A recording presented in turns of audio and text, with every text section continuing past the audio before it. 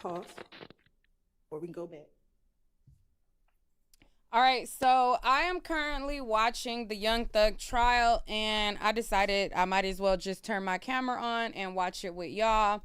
This is the should be the last of the state basically questioning him, and it should soon go to the defense. So I wanted to catch whenever it goes to the defense. So Looking at that, they're does trying to that look get like him Yak to Gotti? identify Yes. Yak All right. Gotti. Now we're going to go to camera, camera 10 at 1916-17.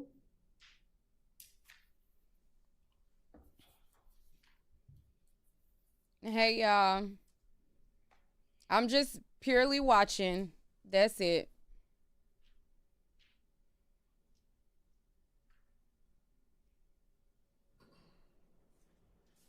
I ain't really doing a lot.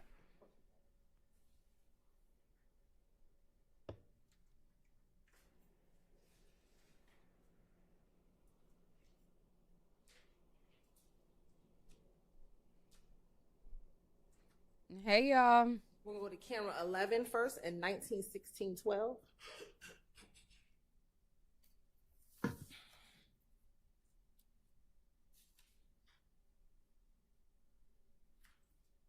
Let me put myself over here Well, and make this bigger like that.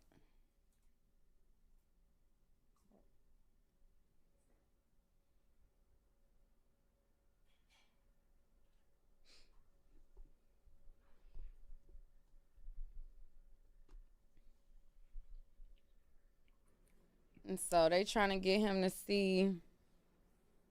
I guess this is right before Nut got killed, I'm assuming. does that So look like the Infinity that you rented with Thug at the airport on January 7th? I can't see. Gotta blow it up.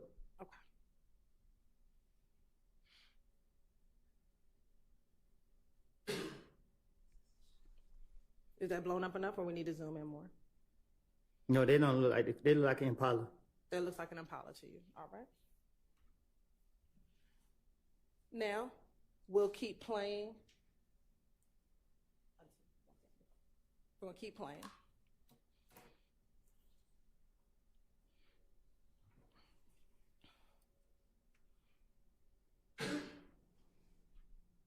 Do you see that same individual with the black coat walking to their car?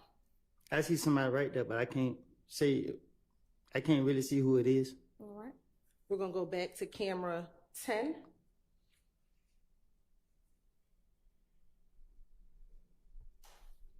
I'm just waiting for the defense to cross examine. 17.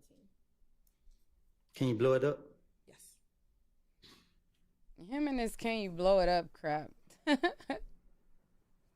you blow it up? Boy, you see. Did you see the person in the black coat walking? Or did you miss It's not the one right here by the car. We'll go back for you. Do you see the individual with the black coat getting out the driver's seat? Yeah, I just seen it. All right. And do you see him walking towards the gray vehicle? Trying to stand in the driver's side. Want to go back again? We're going to pause right here. Keep playing. Pause. Do you see the person getting out of the driver's side door by the car closest to the pump? Yes. All right. And now we're going to keep playing. I want you to watch that individual.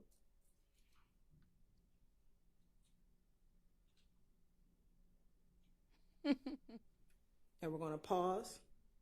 And we're going to go back to camera 11. And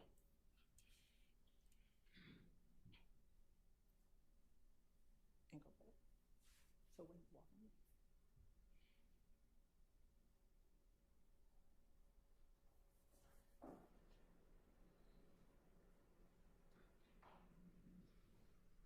in. Do you see that same image that was just in that black coat walk towards this gray vehicle? Hey, I supposed to know they're the same person. Woody is funny.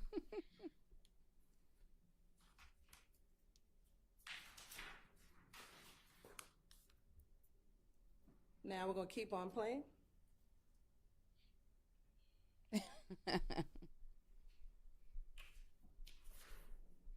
I'm supposed to know that's the same person. This is camera number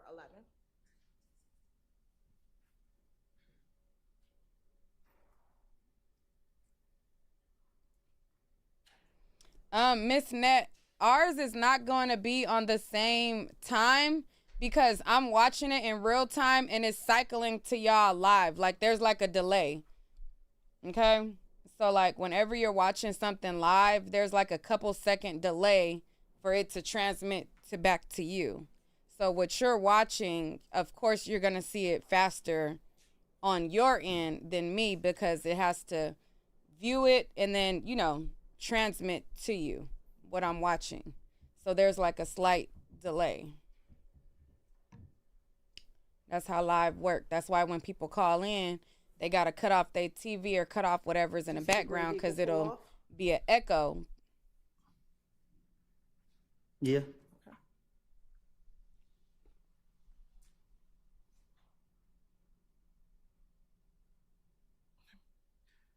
Thank you.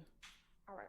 Now, in the interview, you also talked about Nard and Little D from Mechanicsville getting out of the Dodge Nitro and getting into your car. Do you recall hearing that on the interview? I recall telling you that I lied. Okay. I'm going to show you what's already been admitted as State's Exhibit 23CC.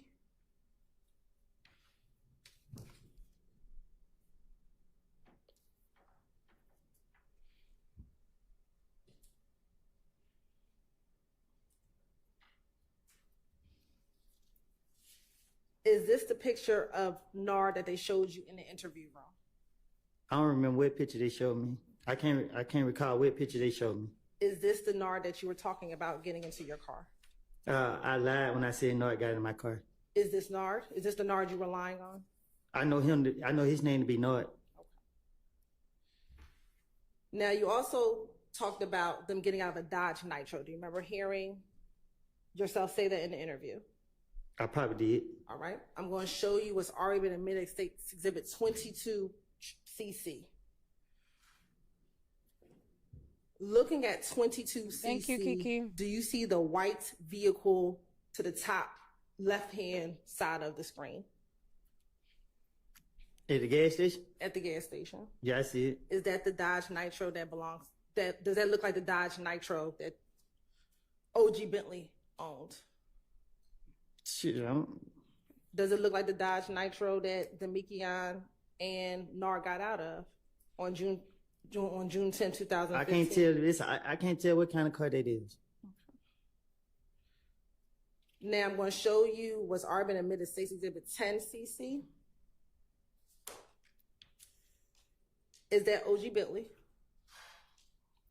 I don't know him. Okay. Is that not the same person as you said got rid of all the guns in the car on the night of Donovan Thompson's murder? I'm good at lying. Very good at it. All right. Do you know if OG Bentley back in 2015 lived off of Oak Drive? Very good at it. I don't know him. All right. Thank you. Now, Mr. Copeland, after you were arrested in June of 2015, you went to the feds for 5 years, correct? Correct. And after that, when you were released from the feds, you came back to Atlanta, correct? Right. Now, in October of 2021, you were arrested on traffic violations and possession of a gun, correct? There's some charges y'all put on me. Okay. So you were arrested? Y'all put them on me? Okay. So yes, you were arrested? Yes. All right. And after you were arrested, you were brought to the Atlanta Police Department headquarters? Right. Okay. And at the headquarters, you were placed in the interview room? Right. And during that interview, did you speak with Investigator Viverito? Right. And at other times, did you speak with an Investigator Flores and an Investigator Kettle? Right. All right.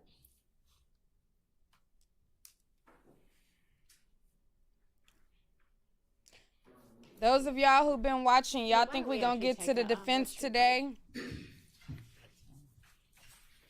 Oop, where he going?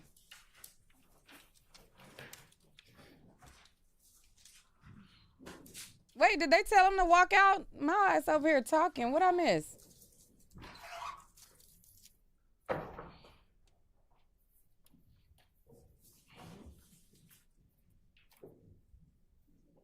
Wait, what happened?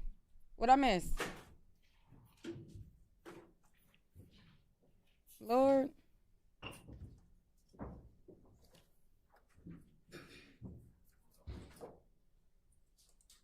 What just happened?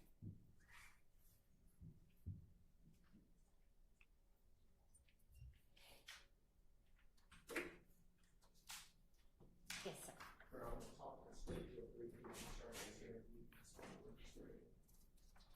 And then are you gonna want me again, potentially? Okay. Go ahead.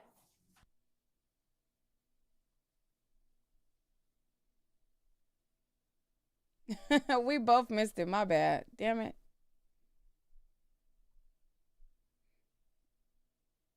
Hold on. Let me bring it back. Relying on. Is that OG Bentley? Yes, sir.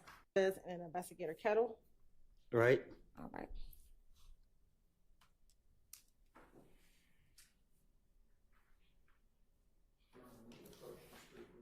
Yeah, why don't we actually take a restroom break?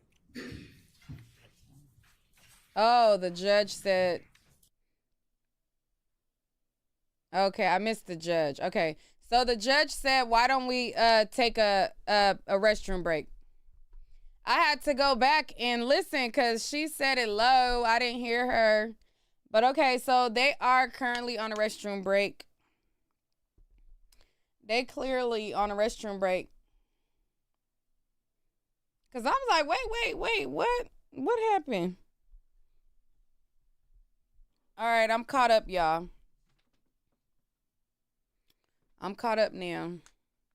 I just didn't hear her when she said that.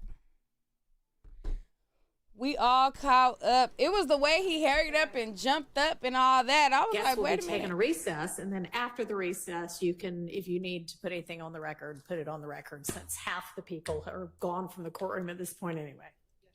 Oop. Girl, you a little spicy. Okay, the judge is a little spice. She got a little dip on her chip. Honey, what was that little snap about? You just said they could go to the restroom, and then now you got all this dip on your chip. Like, what happened? What was that about, and why? Like, girl.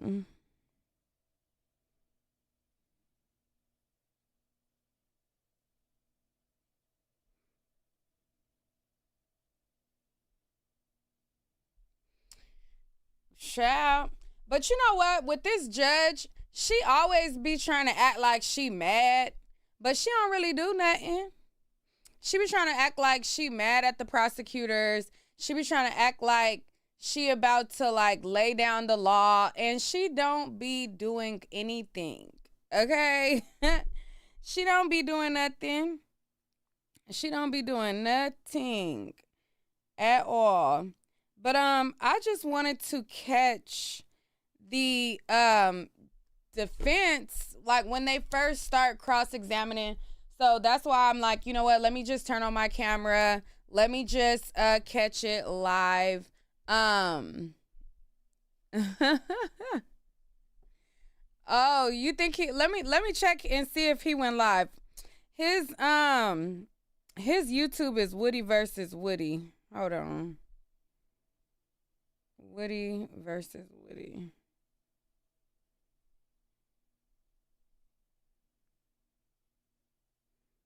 Yeah, he ain't live or nothing.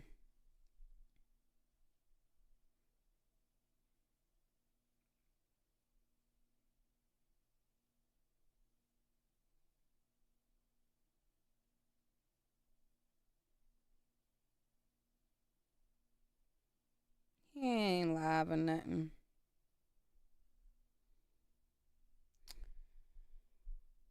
They have no evidence. That's why I feel like they do have evidence. I just think that what happens a lot of the times is they be trying to throw so much at the wall instead of just like concisely putting together the pertinent things. But I do think that they have evidence. They definitely have them saying certain things, doing certain things. I'm not going to say they have no evidence. I just think that the way in which that they come not prepared, don't have all of their case in chief organized, the way they present things, their backbiting, shady tactics, it kind of like doesn't represent them well. But, you know, I think they got evidence. Now, do they got evidence to prove a conspiracy and that these things are in furtherance of, a gang? That's yet to be determined. It sounds like, friends who just doing knucklehead stuff so far, but they got evidence of certain things for sure.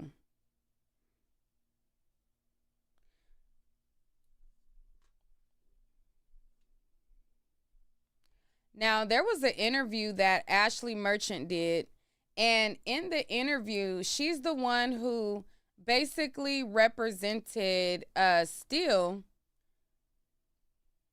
on his contempt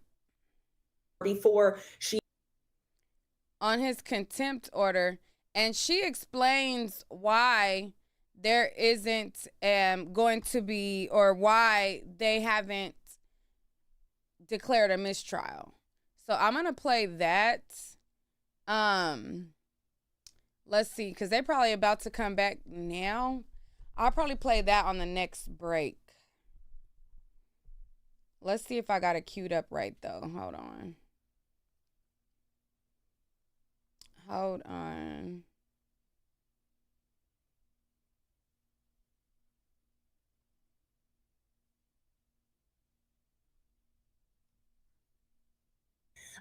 But essentially, they needed to have the jury sworn by a certain date.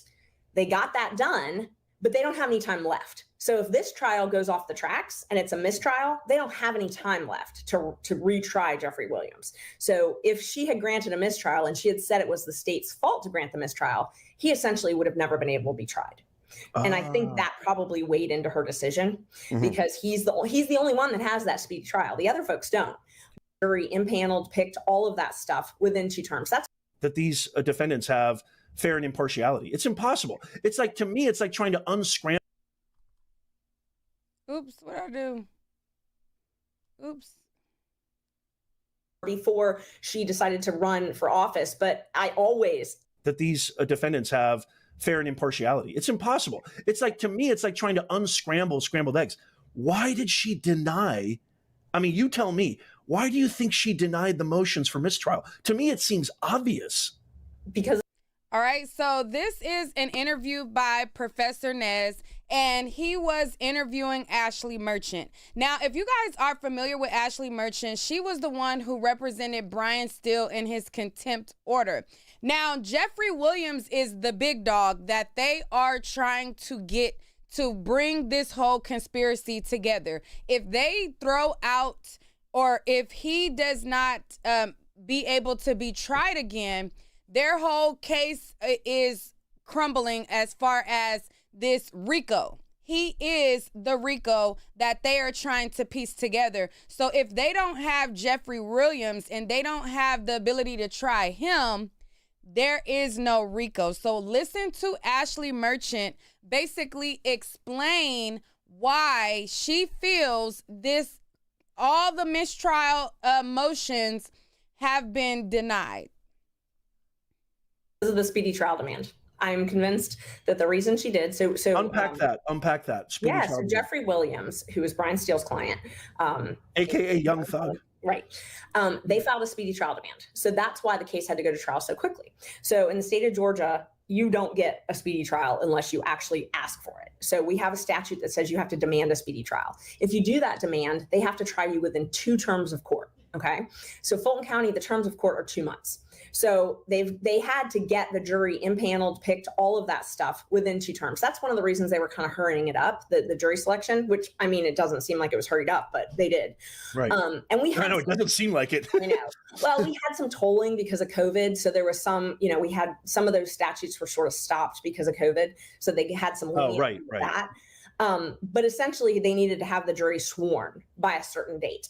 They got that done, but they don't have any time left. So if this trial goes off the tracks and it's a mistrial, they don't have any time left to retry Jeffrey Williams. So if she had granted a mistrial and she had said it was the state's fault to grant the mistrial, he essentially would have never been able to be tried. And I think that probably weighed into her decision because he's the only one that has that speedy trial. The other folks don't. But if she had granted the mistrial, it would have been really unlikely that the case could have actually gone through in the time that it needed to go. And that, unfortunately, I think had something to do with it, It seems thank you so much that's why you're here, Ashley. Thank you so much. Well, and I can tell you one other thing, in my experience is judges don't like to decide stuff if they don't have to. And let me just unpack that a little. If a judge thinks that the defense is winning, they're not as likely to grant a directed verdict or a mistrial or something like that, because it's a lot easier if the jury finds them not guilty. There's no appeals. No appeals. If you get a not guilty verdict, no appeals, and it doesn't fall back on the judge during election cycle, nothing like that. So I've noticed that a lot of times where they think the defense might be winning, they're not as likely to grant these types. Is there any industry that is devoid of politics? Oh, no. Right. Definitely not. Right. I know. All right, so to watch the full interview, you can go to Professor Nez's YouTube channel, but I think that her explanation makes the most sense as it pertains to everybody who's wondering, why won't they grant a mistrial? Why won't they grant a mistrial? Why won't they grant a mistrial? In that interview, as she explained, Brian Steele requested for a speedy trial, and if it goes on a mistrial, then they can't, more than likely, like she said, retry Young Thug again because they had to do it within a certain amount of time. Okay, and we have went well past that certain amount of time. So a lot of people were saying, it's because this is the most expensive trial. Oh, it's because, they've already spent all this money on the trial. The money is not coming out of their pockets. What does these judges care about the amount of money spent on this trial when it's not coming out of their pockets, period? So that never set well with me when they were saying that. And when Ashley Merchant explained the speedy trial statute that they have in Georgia, and she said that Jeffrey Williams is the only one that has that, and that's the big dog that they're trying to get, then it all made sense why they're not trying to grant this mistrial, because he is the head of the RICO. And if they can't try the head of the RICO, then they lose all of the other missing pieces. Now, they still can try Shannon Stillwell independently for Nuts murder. They still can try Yak Gotti independently for his role in Nuts murder and all of the other crimes that they have done, that they have evidence of, and it'll just be individually they'll be able to charge these people. But they want Young Thug to be responsible for these things because what the state is alleging is that he's the one who called the shots. So if they can't try him, then the RICO isn't really a RICO. It's individual crimes being charged to individuals or whatever. And like they said, or like Professor Nez said, is any of these things void of politics? And a lot of it boils down to such. It boils down to politics. It boils down to their terms. If you guys remember, the Fannie Willis, when she was going to court, I think there was like the judge that was on her case. He was a judge that I think he kind of like worked with her before, whatever. But there was like a vote that was happening in between the verdict of what was happening with Fannie Willis. And if he he like kind of like pushed back the verdict of what they were going to decide on Fannie Willis. He had like pushed it back until I forget if it was like an election. It was something that was happening in the midst of when Fannie Willis was on trial. And he kind of pushed back his ruling to after the votes went in, and then he made his ruling after that. I'm not sure if y'all remember, but there was something politically going on at the time. But whatever.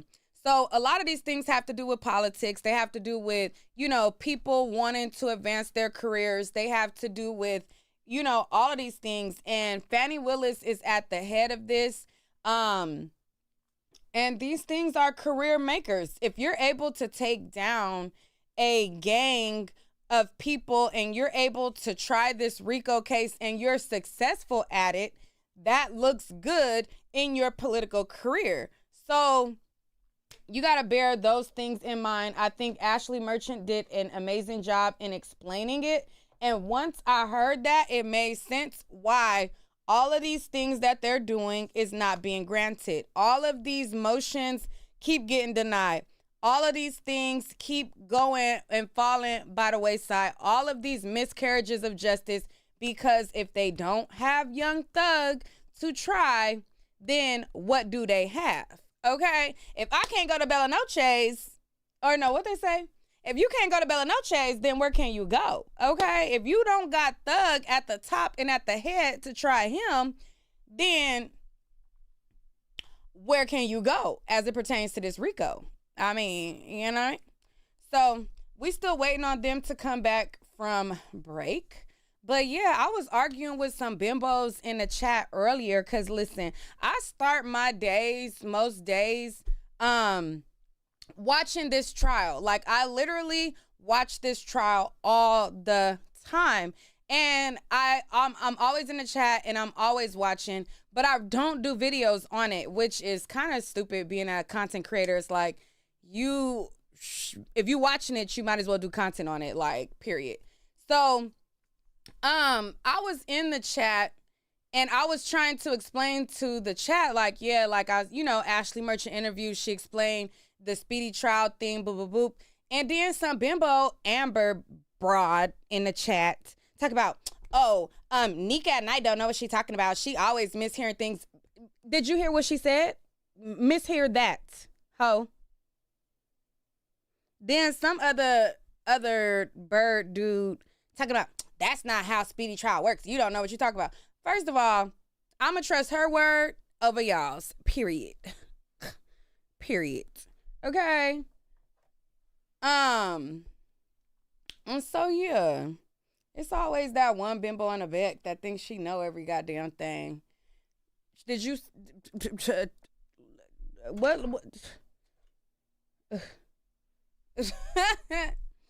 Right. They be so pressed. Like, girl, I know what I heard. I watched it. I'm up on this trial. Like, just because I don't do videos on it, don't think I don't know what I'm talking about. Like, I saw what she said. And I believe what she said. And she said what she said, period. And I don't think that there will be a mistrial in this case, no matter what. Like, it has to be something really, really, really, really, really outlandish. But we've already seen them do really, really, really outlandish things, and they haven't granted it at all. So I don't have faith that there will be a mistrial granted regardless. I think at most what she'll do is give out sanctions. I think that's like the most that will happen. She'll probably be like, okay, I gave you enough warnings, Love, Hilton, and now I'm gonna give y'all a sanction. But even for her to give them sanctions, I feel like that's also gonna be a long ride till we get there. But you said, is that brown liner? Yeah. Brown liner and lip gloss, baby. That's the combo. That's the lip. That's the combo. That's the lip. Oh, and while we got this break, I want y'all to know, listen, I have a website, www.niquelaclaire.com. I know I have not been advertising it as much, but baby, let me tell you, I need to get rid of this inventory. It really needs to go. I mean, listen, I know that, did I ever meet up with parent number 3? No, she was missing in action. I have not seen her up at that school, baby. I gets to the school 10 minutes before the bell ring, get out my car, stand out in the front, and I be looking. Okay, I was there bright and early on Thursday because the told me that she was off on Thursday and Friday.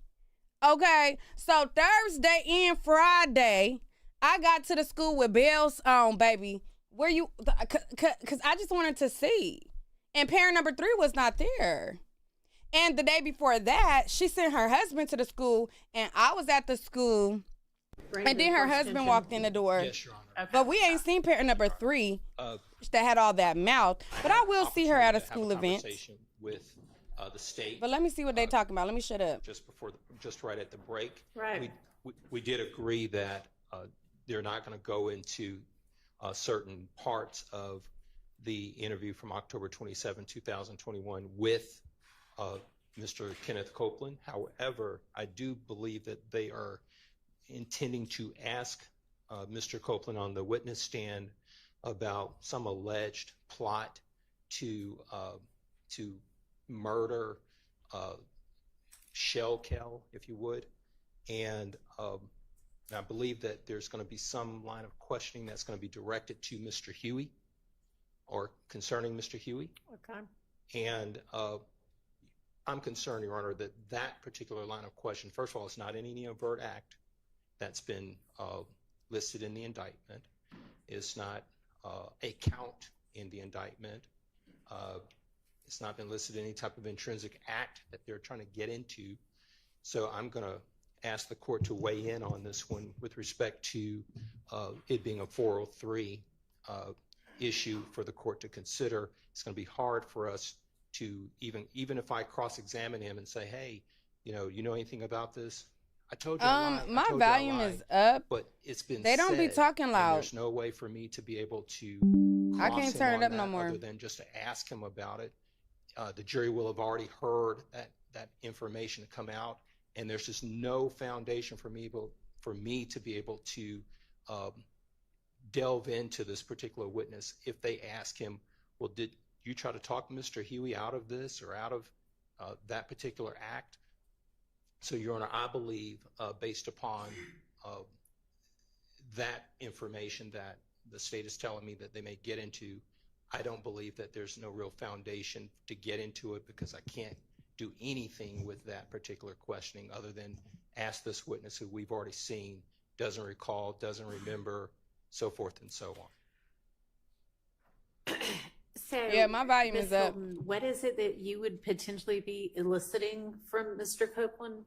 So let me give some context. So in October of 2021, specifically October 27th, 2021, Mr. Copeland was arrested on traffic violations and a gun charge.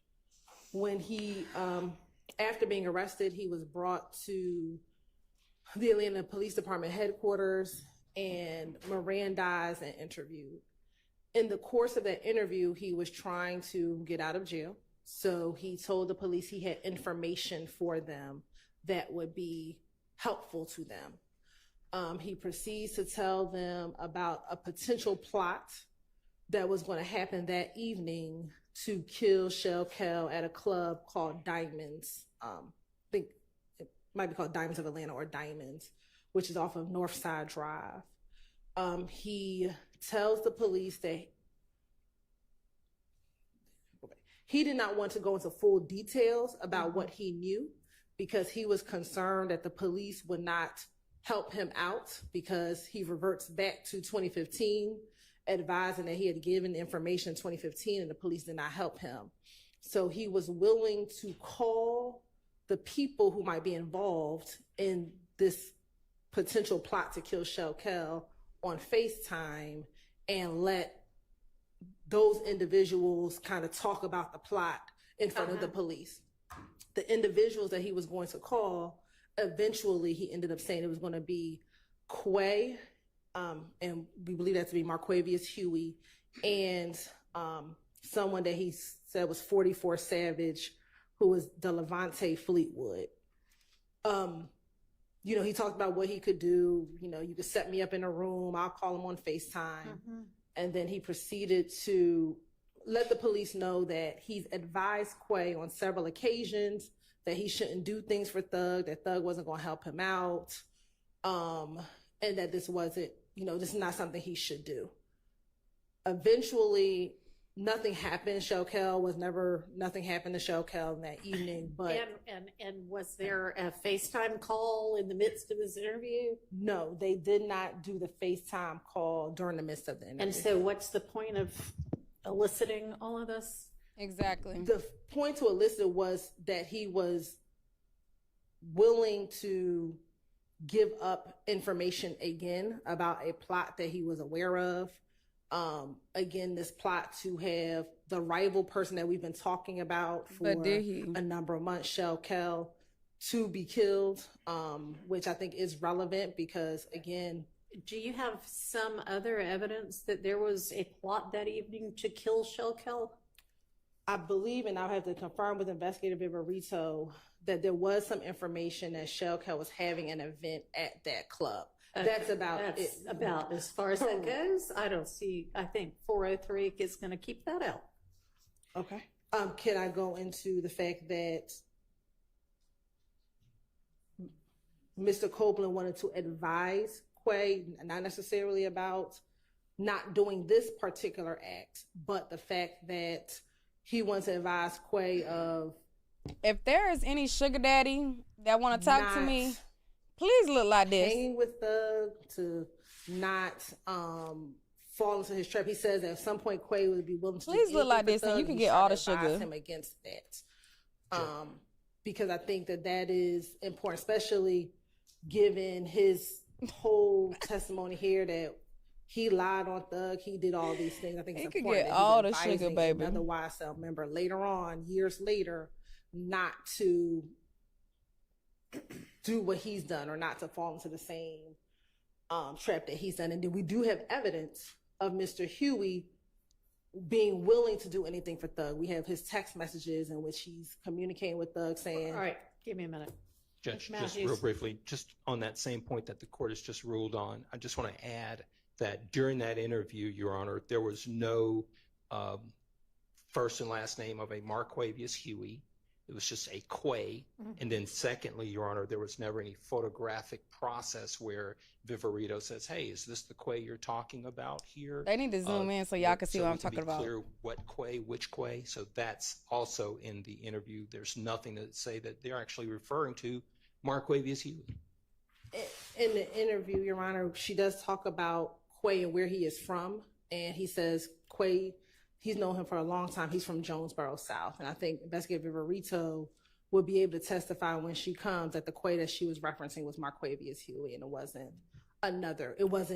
Cormavius Nichols. It was Quay. And we have pictures and photographs of Marquavius Huey and Kenneth Copeland together. And then we also have incidents. They're not going to come in now.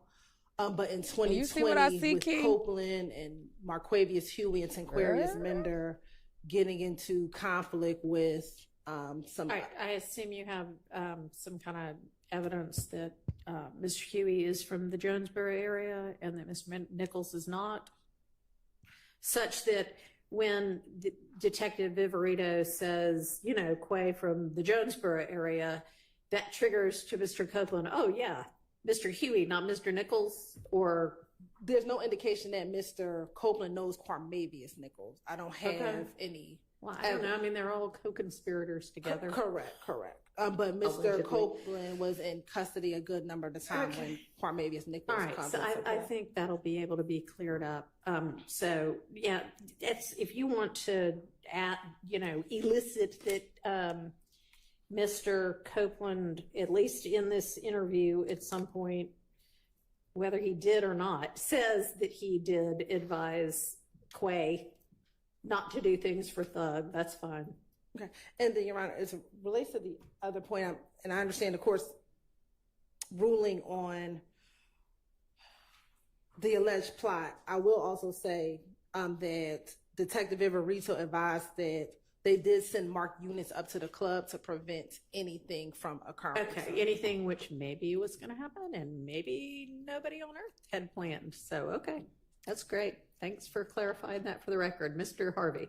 But then do we get a instruction at this particular point if it comes in that it is not Mr. Nichols? No, and if either of you want to ask, if any of y'all want to ask him, well, what quay do you think we were talking about there? You can. Thank you. I mean, I don't know who it was. I mean, the state is affirmatively saying that it is not Mr. Nichols. So I don't think it's my obligation to get up and say, hey, it's not Mr. Nichols, with Mr. Copeland, who has got nothing to do with Mr. Nichols. If we all agree that it's not Mr. Nichols, then I think that should be expressed at this particular time. Period.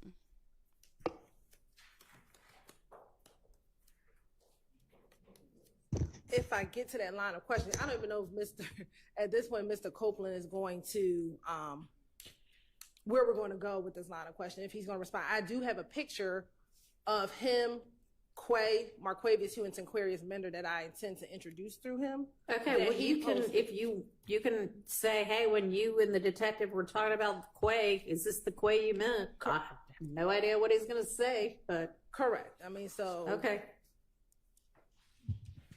All right, yes, sir. Your Honor, the volley that just occurred, that is commenting on Mr. Williams' future dangerousness. It is asking Mr. Copeland. It's not going to come in. Okay, the question, I misunderstood. I thought you said that Mr. Copeland could be asked that he gave advice to Mr. Huey to stay away from Mr. Williams, that don't commit crimes for Mr. Williams. Not don't commit crimes for Mr. Williams. I did not understand that to be what he had said. But thanks for the clarification. Let's make sure. When you're talking about that part of the interview, what exactly is being said?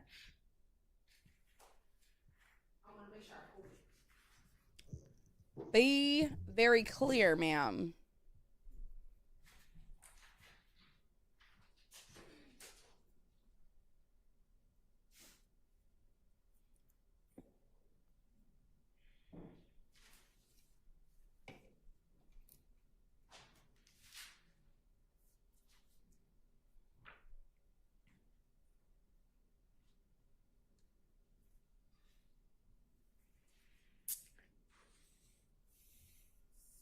So in an interview, Your Honor, I have Mr. Copeland telling the detectives, I mean, I ain't got no reason to lie. You know what I mean? I told Quay time after time, hey man, stop being stupid.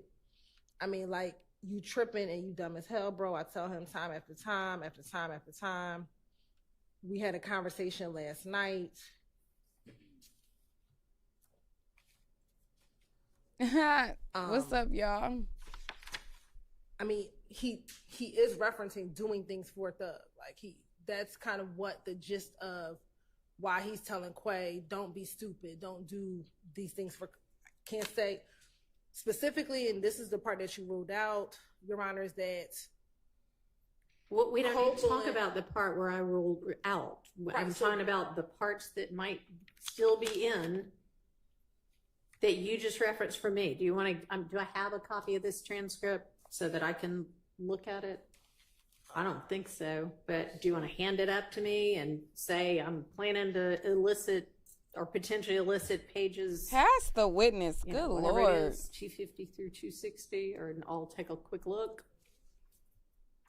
Pass the Or witness. Mr. Nichols Okay. is, sorry, Mr. Steele, is that part in? The volume is all the way up. If it's low, it's not my end, okay? I'm kind of working from a deficit here court. since I don't have. If you hear it low, the I hear statement it in just front of me. fine.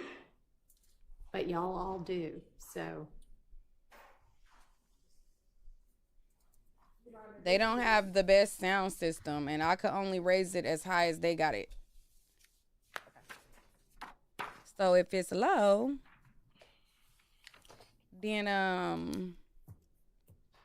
I don't know what to tell you. I can't fix that. You may.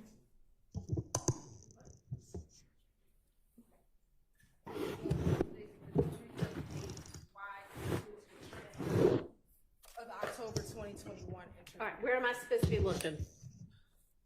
So on Who look like page Peter Thomas? 112.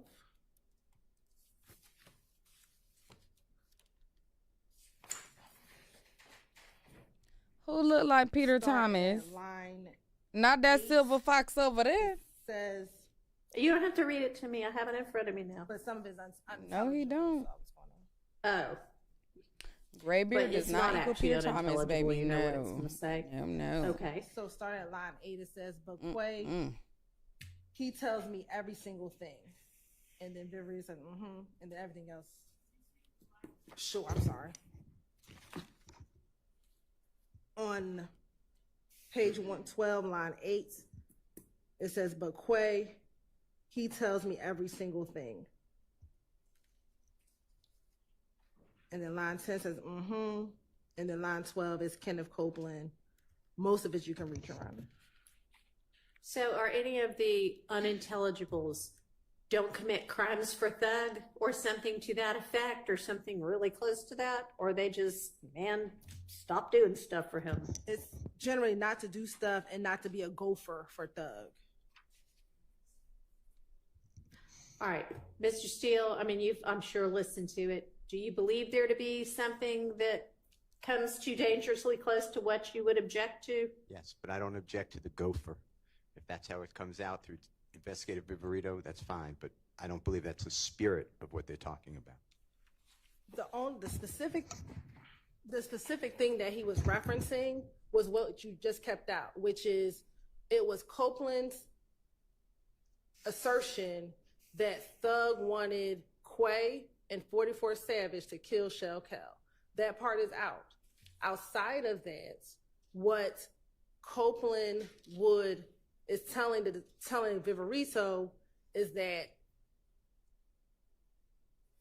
he was advising Quay not to be stupid, not to do stuff for him, not to do those things for him. But the only specific thing that she referenced was Thug wanting Quay and 44 Savage to kill Shell Cal. And he also says at some point in the interview that Thug wants Shell Cal dead. I mean, along the lines of what you just said, I wasn't going to go into that, but this is what Copeland's saying, that Thug isn't going to stop. Thug is not going to stop until Shell Cal is dead. I mean, those are things that he says, but given what you're just ruling, I wasn't going to ask him those specific things. Okay, well, that wasn't my ruling, but here you go. So it does not sound like that's going to come out. Somebody handles your badger. All right, are we somewhat clear? Yeah. Yes. Okay.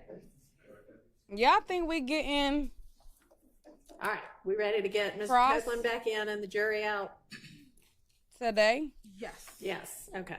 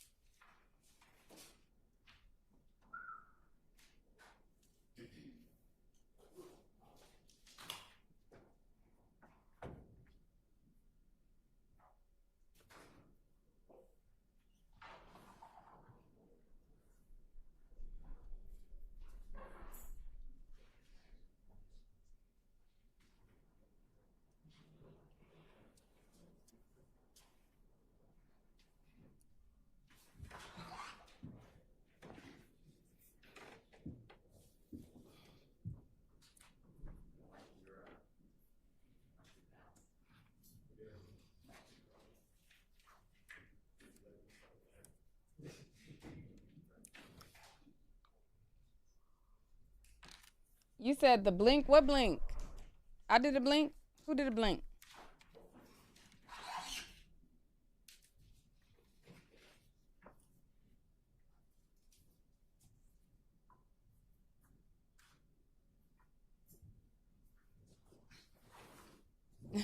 What y'all talking about?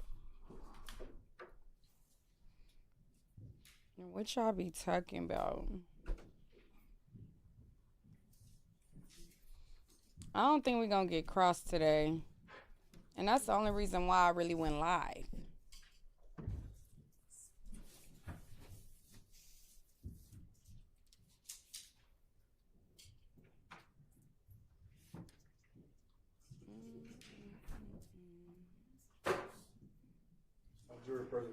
Thank you. Go ahead, Ms. Hilton.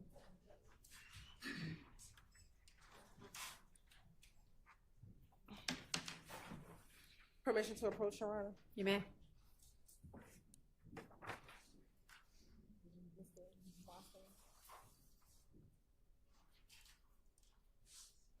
Mr. Pump, I'll show you what's been marked as basically 378 YF1. Tell me, do you see yourself in that picture? Yeah. You also see Investigator Viverito in that picture? Yeah. And do you see a date on that picture at the top? Yeah. Is it October 27th, 2021? Yeah.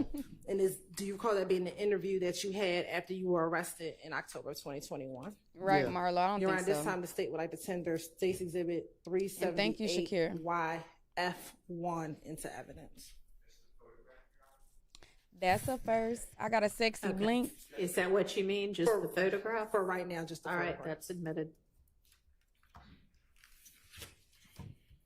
Now I'm over here like, Now, in this interview, do you remember your interview or speaking with Investigator Viverito? Yes. All right. In that interview, did you talk to Investigator Viverito about information that you gave back in 2015? I talked to her about a lot. I can't recall exactly. Okay. Do you remember being concerned about helping the police out in this interview because you didn't think the police helped you out back in 2015? Yes. Okay.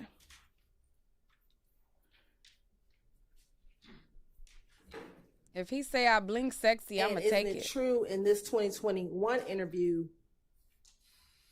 you did not think that police helped you when you told them about everything that happened with Nutt's murder? Well, I knew they weren't gonna help me out, cause they knew I was lying. They just were going along with me. You know what I mean? Thinking I was gonna fall for it. Isn't it true that you believed in this interview that after you told police about Nutt's murder, you were tortured? You know, I ain't never been tortured. Okay. Isn't that what you told Detective Viverito in this October 2021 interview? You watch my interviews, you're gonna see I'm always playing like on the victim. I'm always talking about what people did to me. I'm never talking about what I did back to people. Okay. I'm asking you, did you tell Investigator Viverito in this October 21 interview that you felt as though you were tortured because... Did you tell Investigator Viverito that you felt that you were tortured because you talked about Donovan Thomas's murder? I probably told her that I was, like I told you, they got me again. Handcuffs on my wrist. It's time for me to work my magic.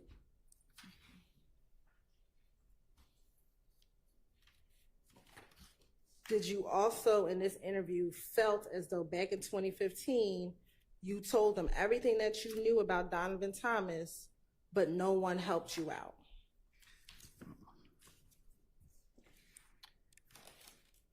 If I had any truth to speak about 2015, we wouldn't be doing this today.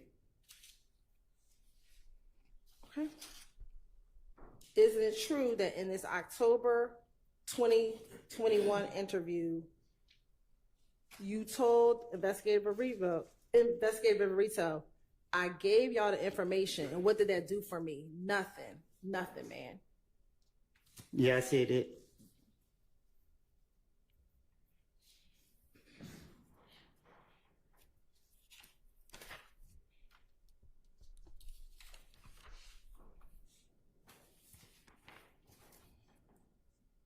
Now, back in 2021, did you still believe that Thug was concerned that you were talking to the police?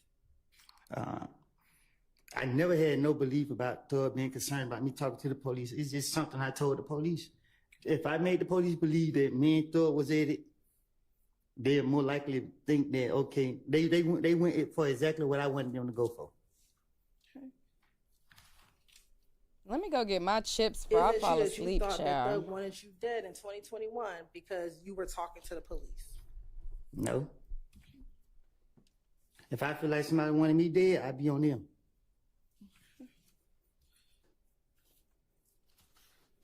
Isn't it true that Investigator Viverito in this 2021 interview asked, he wants you dead? Your response is, yo, you didn't know that? And she says that, why would he want you? And your response was, and she said, why would he want you dead? And your response is, because of this, because sitting here talking to y'all. Well, I'm not even gonna do it to you. I'd tell the police anything.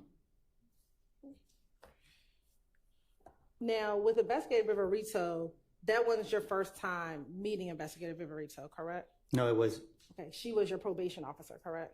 Nah, she wasn't my probation officer. How long had you known Investigator Viverito in this interview? From when she was a probation officer. From when she was a probation officer. And at any point in time, was she your probation officer? Can you say it again? At any point in time, was she ever your probation officer? Shit. You might well say it. She always after me. Okay. And about how long in this interview had you known Investigator Viverito? In October of 2021, about how long had you known her? I don't keep up with it. Okay. Had you known her for more than a year? Yeah. More than 2? I did 51 months in the feds. I've been knowing her before. I think before I went to the feds, I don't know when I first. Okay. I'm sorry, did you say you knew her before you went to the feds? I've been knowing about her. Okay. Who they asked him about? Who he know about? Now, isn't it true, back in 2021, did you talk to a number of your friends on FaceTime? Nothing I said before y'all brought me in this courtroom in the past was the truth, besides the little pieces that I tried to finesse the police with to get off of me. So when you were speaking with Investigator Viverito in this October 2021 interview, are you saying that nothing you said in here was true? I ain't said it. You trying to make it seem like I'm saying the whole interview is not true. What I'm saying is, to convince them, you got to tell them a little bit what you think they know. And look, I'm not about to go back and forth with you.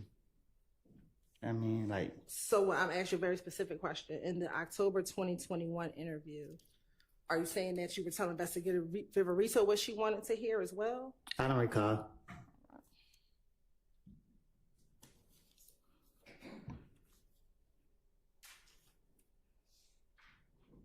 Now, during the course of this interview, did you speak with Investigator Viverito about Quay? I don't recall. Okay. And I want to show you.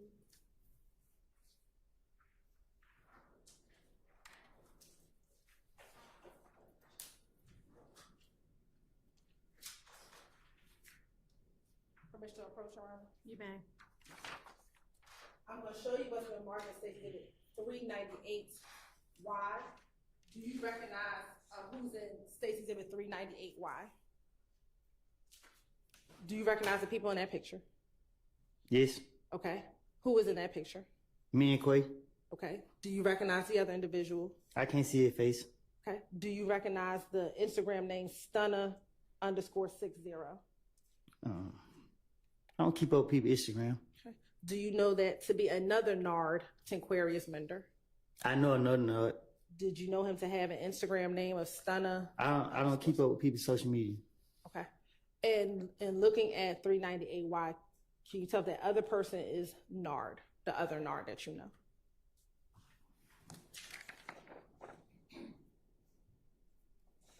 Yeah. Yes, that's him. I don't know. You're right. This time to say like Tender Stacy Exhibit 398Y as evidence. It's admitted. All right. Permission to publish. You may.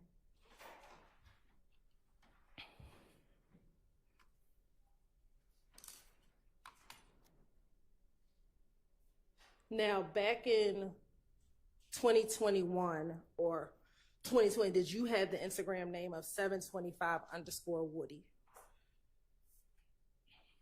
That what it looked like. So is that your Instagram handle? I had so many Instagram pages. Let me ask you this. If you had so many, is your birthday July 25th? For sure. And they call you Woody, correct? They call me who? Woody. Who? I can't hear you. Woody. Okay. Is that correct?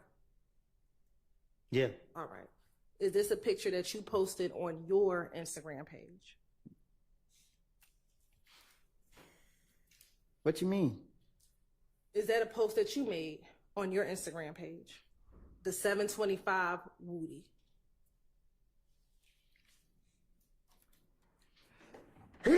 God bless you. Give me some money. What you say? Is this that picture that is posted that says 725 Woody? I don't remember posting this picture. Okay. Do you remember taking a picture like this? You said tit? Do you remember taking a picture with like this? Oh yeah, I remember this picture. Okay. And in this picture, who's all in the picture? You just said Quay and Art. Okay, but the picture wasn't on the screen, so is Quay the person with the green sweatshirt around his waist? Mm-hmm. Is that a yes for the record? Yes. Okay. And are you the one person in the middle with the pink hoodie? And know it with the blue. Okay, thank you. And if I want to go down, and does the caption say 3 of a kind? And it tags Quay and it tags Stunner with a green heart emoji and a green snake. Do you see that? Yeah, I see it. Okay. And it says, I am the streets, out now on all platforms. Does that say that? I guess. Okay, what is I am the streets? Yeah, ask who made that caption. Isn't that you who made the caption? No, I just told you that. I remember the picture, but I didn't post it. I don't know nothing about. Okay. So 725_Woody.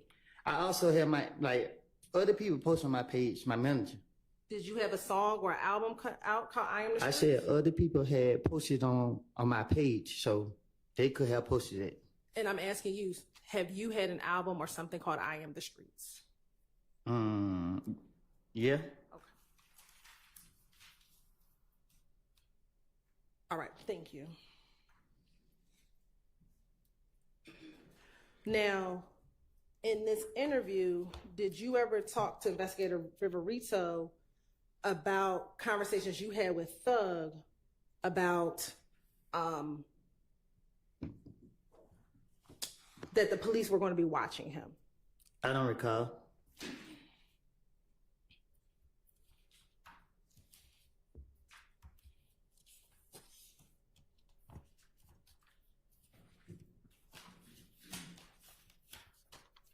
You said I had. Can you say that again? Sure. Back in 2021, did you ever have conversations with Thug about the police telling Thug that the police were going to get him? So you saying in 2021 I told Thug that police was gonna get him? Do you recall ever having any conversations with Thug saying that the police were going to get him? I thought you said I was concerned about him killing me. That's not my question. My question. I'm just saying, if I'm concerned about him killing me from 2015, why would I be around him in 2021? So is your testimony today that you don't recall having any conversations with Thug about the police going to get him? Now, my testimony today is that when investigators get to me, I'm trying to convince them that I'm around him and that I can tell them stuff that make them think that I'm right there and I know what I'm talking about. There's proof of, like I said, me making things up. Okay. So do you recall in the same October 2021 interview telling Investigator Viverito, I go around Thug, I hear him talk stupid, I tell him they're going to get you. Investigator Viverito says, you said what? You said, I told them they're going to get you. She said, who, Thug? You said, yeah, I told him. Investigator Viverito says, like the police? And you said, yeah, I said they're going to get you. I said, all that shit you're doing, they're going to get you. And what does he say? He says, shit, like I know. And Investigator Viverito asked, so you don't care? And you said, no, he don't. Do you recall having that conversation with Investigator Viverito? I probably did tell her that, but I was just stating it to you so that you can see that, you know, well, like I was telling you, like I'm just making it up as I go. Okay.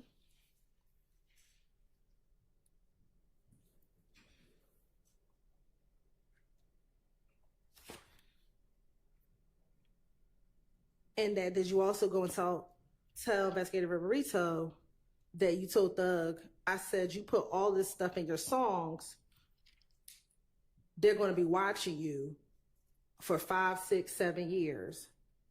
I told him that they're going to be watching you. I haven't had no dealings with Thug once I got the feds.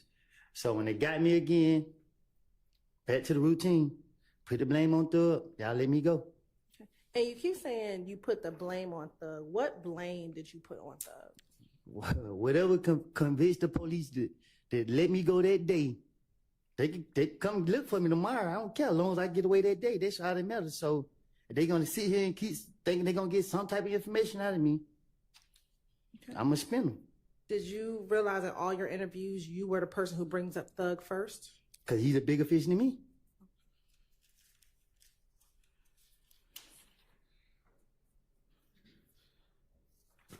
Now, do you specifically remember what it is that you would make up on Thug?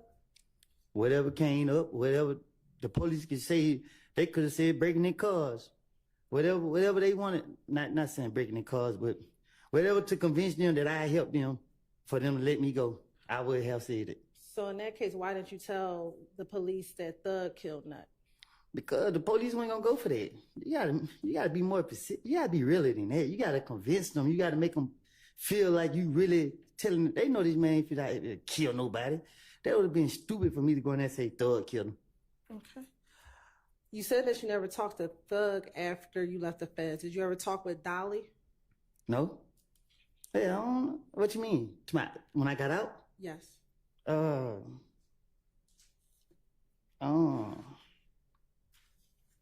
can't recall. I can't recall. But I never talked to Thug after I got the feds. Do you remember telling Detective Viverito that you actually saw Thug in the club once you got out of the feds? I told you again, they got me. I know who they want, who they after. So I'm Okay.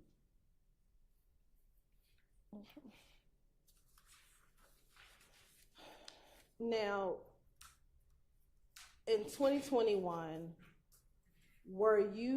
did you feel guilty about the fact that you had previously told on Thug back in 2015? If I told on him back in 2015, he would have been in jail if he did anything I said he did. Okay. Do you recall telling Investigator Viverito that the real reason you don't like going around Thug is because you felt guilty that you had snitched on him? If you know anything about me, I don't care for real. Like in real life, I don't be caring about nothing. I act like I do, but I really don't. Is it true that in this same October interview, you said to Detective Viverito, I'm not going to talk at the jail at all because I'm telling you my life is on the line. You don't understand how it make me feel when I go around. The truth, when I go around, dude, I know what I done. So I don't want to be around him because of guilt. That's why I don't want to be around, because I be afraid. I can't look a nigga in the eye because I'll be like, damn, this nigga know. That's why I'm going around. I ain't want to tell y'all that. That's why I can't sleep at night, because I know him. I know what I done. I know the information that I gave. Y'all sit here and play like this shit ain't valuable all y'all want. I told y'all like I know. Okay, what you asking me? You asked me, did I say that? I'm asking you, did you feel, yes, one, did you tell the detective that? Yeah, I told you, I got to convince them, especially Rito. She swore she know everything. So I was having fun spinning her. Okay.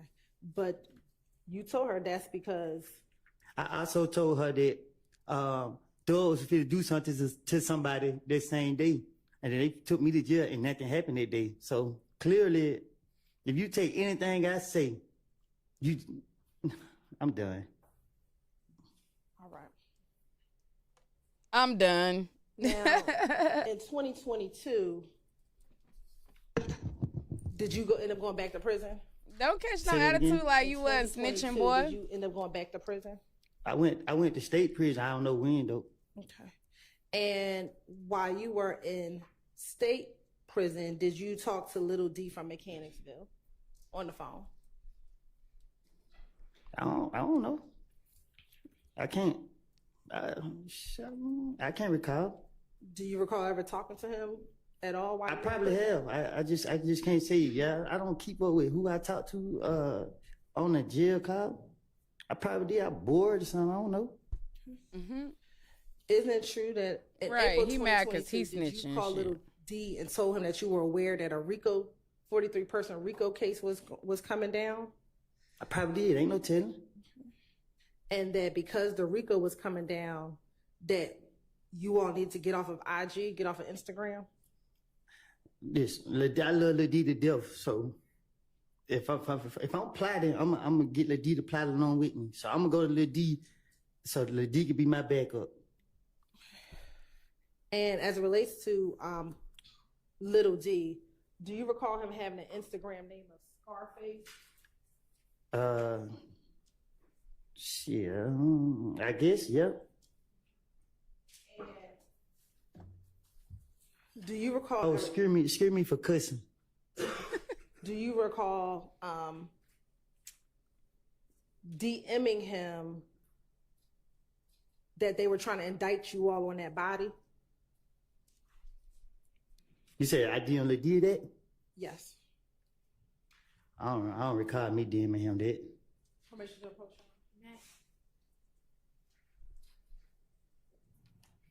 I'm going to show you, or I just showed you what's been marked as Exhibit 381. Why? Again, your Instagram name was 725_Woody. What happened? Your Instagram name, again, it was 725_Woody. A lot of people had my Instagram. I ain't seen that message. Okay. Do you see what that message says? Nah, I just heard what you said. Okay. Are you able to read what's on that page that's circled in red? I heard what you just said. It said. Do you Boy, you recall looking at it? sending that to him?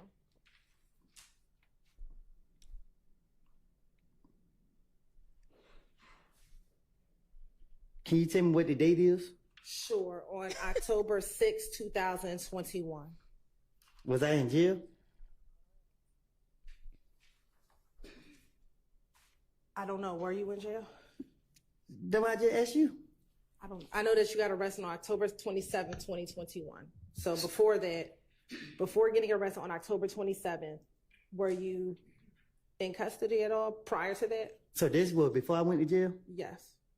So why would I DM him? Why would I message him and say that? First, answer the question. Is that your Instagram name, Listen, 725_Woody? I would not do nothing so stupid like that. I would not message nobody saying that. Why would I say that? Okay. So you don't recognize that as your Instagram name? I don't recognize it. Me DMing no little D talking about something. No. Okay.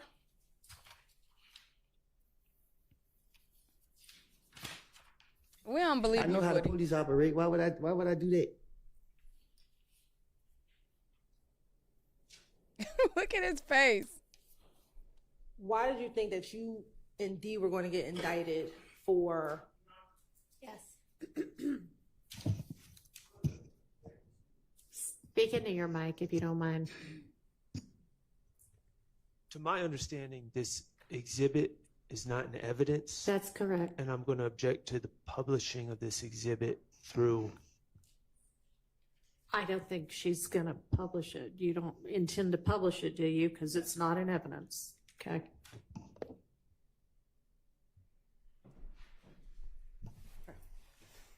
And we're almost. I would just further done. my objection, Your Honor, that it assumes facts that are not in evidence. Your Honor, I'm going to move on from that last All question. right. Did she say we almost done? Now, you said that everything you told the police, you made it all up. When did you make it all up? You keep saying everything. I keep telling you, like, I know how to piece stuff together real good. The stuff you made up, whatever parts you said you made up, when did you make it all up?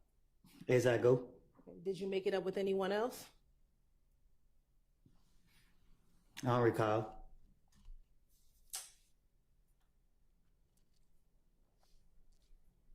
I think she said she was almost done.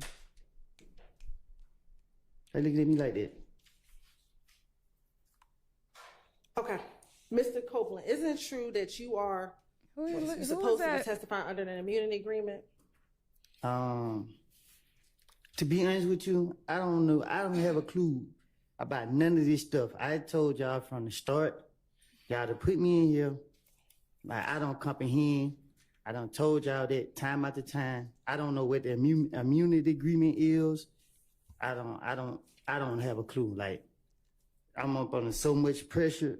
Like, man, I don't know. I don't even know how to answer y'all question because I don't know what type. Like, I don't know. I'm trying to be as truthful as possible, and y'all keep going back into the past. I told y'all when I was talking to y'all in the back, man, I have lied, and y'all don't put me up on here telling me that I gotta be truthful when I'm telling y'all.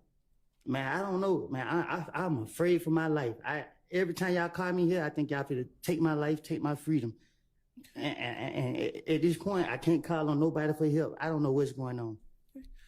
Were you told before you testified that anything you testified to in the courtroom could not be used against you? Can you say that again? Before you took the stand, were you told that anything that you testified to in court could not be used against you? What you mean? Before you took the stand, were you told by myself, Ms. Love, anyone sitting at this table, that anything you testified to could not be used against you? Anything I testified to can't be used against me? Yes. Yeah, I heard. Yeah. Yeah, as a matter of fact, last week, didn't you ask the judge? You turned around and you asked her, nothing I said could be used against me, right? And you asked the judge? Okay. Okay. And isn't it true that under this immunity agreement, you were told that you could be charged with perjury? You say I could be charged with who? Perjury. I don't even know what perjury is. Okay.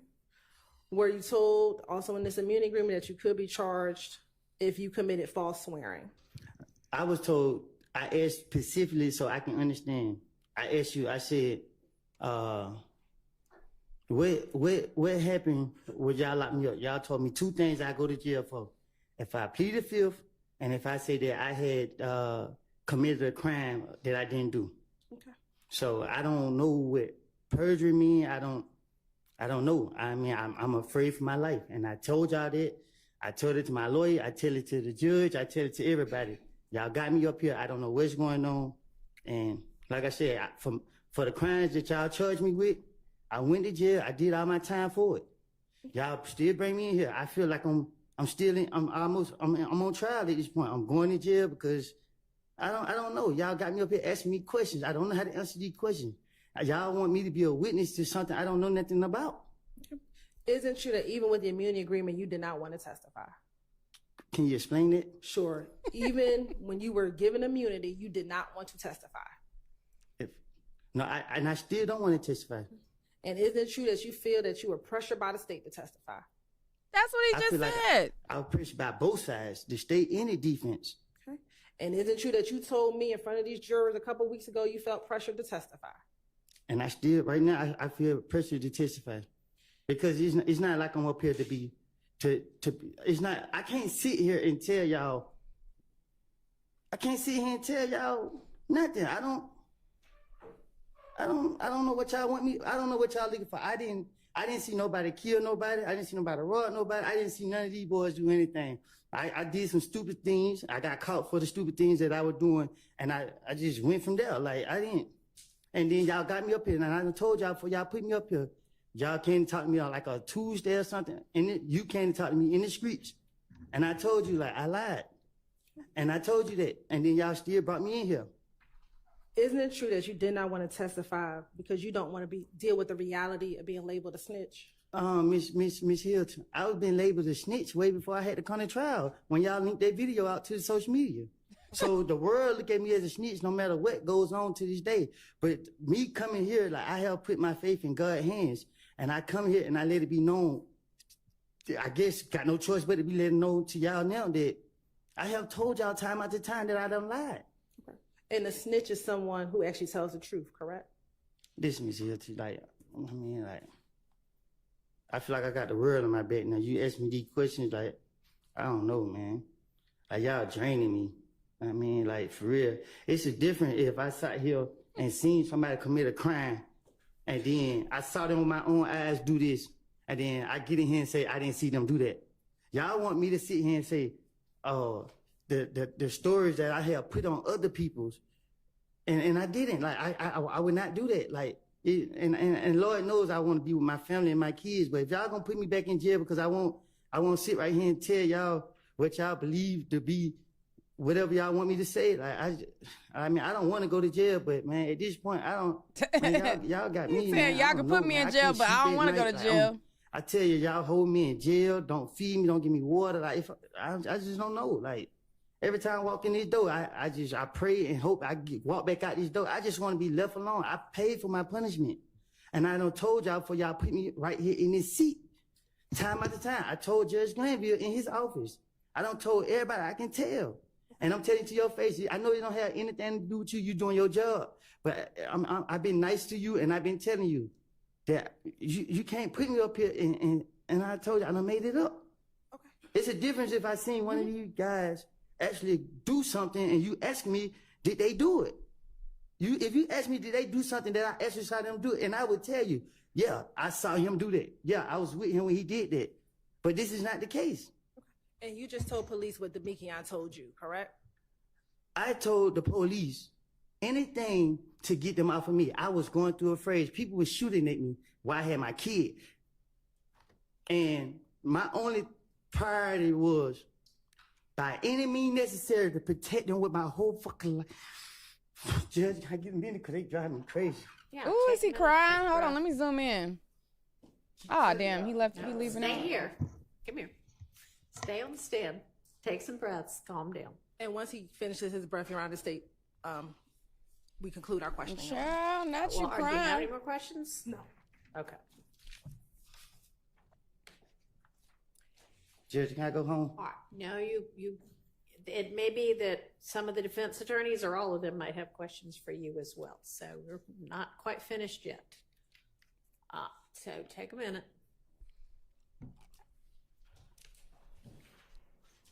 Cameraman, you got one job. Zoom in on Woody. I'm ready to get it over with. All right. Who's The got cameraman questions got for one Mr. job.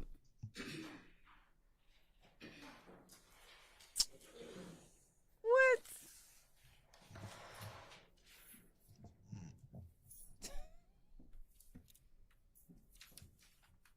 Turn the camera back to Woody. What the hell?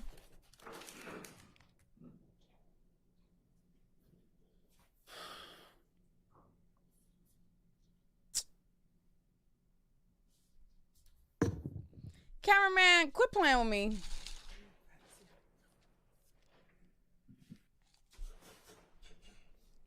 Go ahead.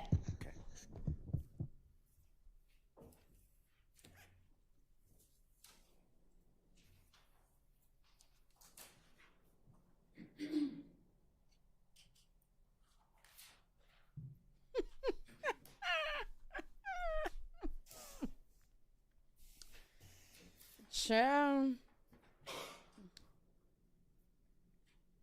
I want to talk with you about verification or corroboration of statements made to law enforcement by you that we listen to on recordings, okay? And by verification, I mean something that, besides your word, it supports what you say, okay? Do you understand what I'm asking you?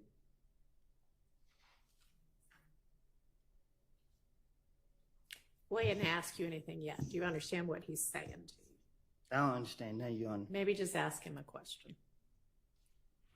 So the district attorney Hilton started to talk with you about We got crossed, what you baby. said, verification of what you said to the police. So I want to talk to you about verification or lack thereof, okay? If you don't understand anything, just tell me you don't understand. The first one that Ms. Hilton said is that Jeffrey rented a Infinity vehicle. Remember that?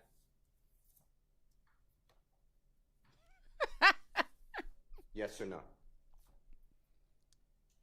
I don't recall. Do you remember she put up for you State's Exhibit number 334Y? It said Hertz on it. You were talking about some of the words on the exhibit behind you. Do you remember I don't that? recall. Okay. Do you remember Now he acting mad. getting beaten in Club Crucial on the early morning hours of Tuesday, January 6th of 2015? I didn't get beat. Do you remember having your lip cut open, a knot on the top of your head, No, I didn't have. I just had a knot on my face. and your eyes swollen? You remember that? Do you remember that?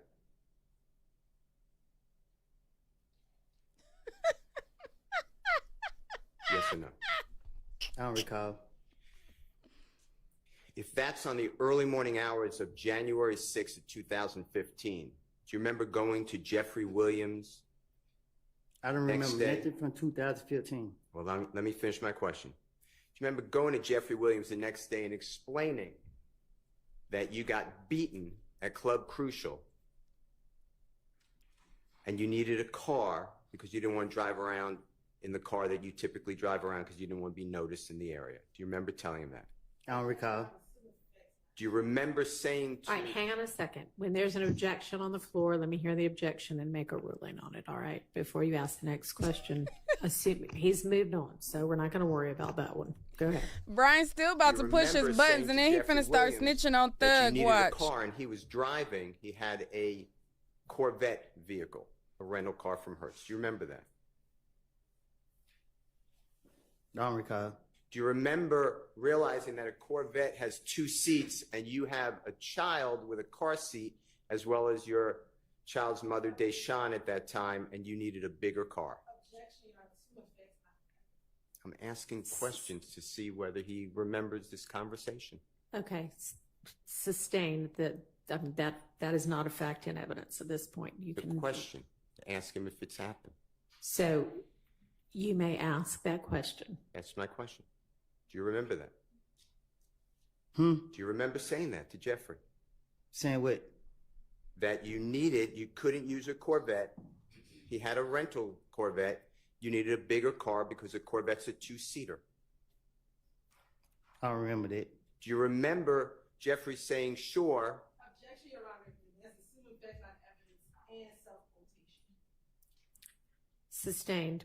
Do you remember going to Hertz Rental Car at approximately 8 o'clock at night on January 7th of 2015 so that Jeffrey could get you a rental car, an Infinity rental car? Objection, assuming facts, not evidence.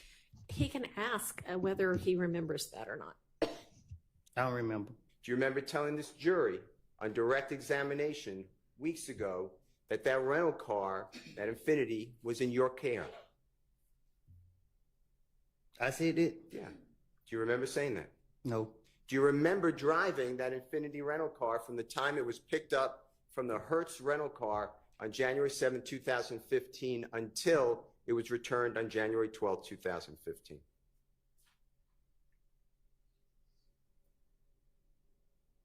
Do you remember driving that Hertz rental car that we're talking about from the time it was picked up on January 7, 2015 and having control of it until it was returned on January 12, 2015? I don't remember 2015. Do you remember driving with Mr. Zachary? Little D. Do you remember driving with Mr. Zachary and striking cones on the side of the road on the highway and damaging the Infinity rental car? Do you remember doing that? I don't recall. Do you remember giving that Infinity rental car to other people? on the night of January 10th, 2015?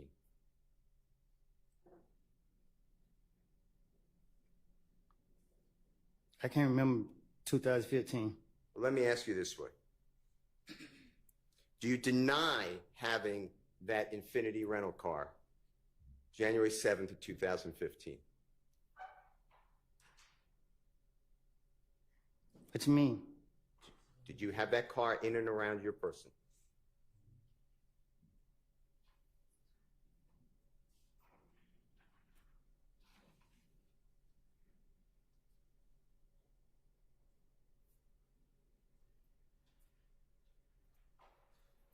I gave the car to Threat.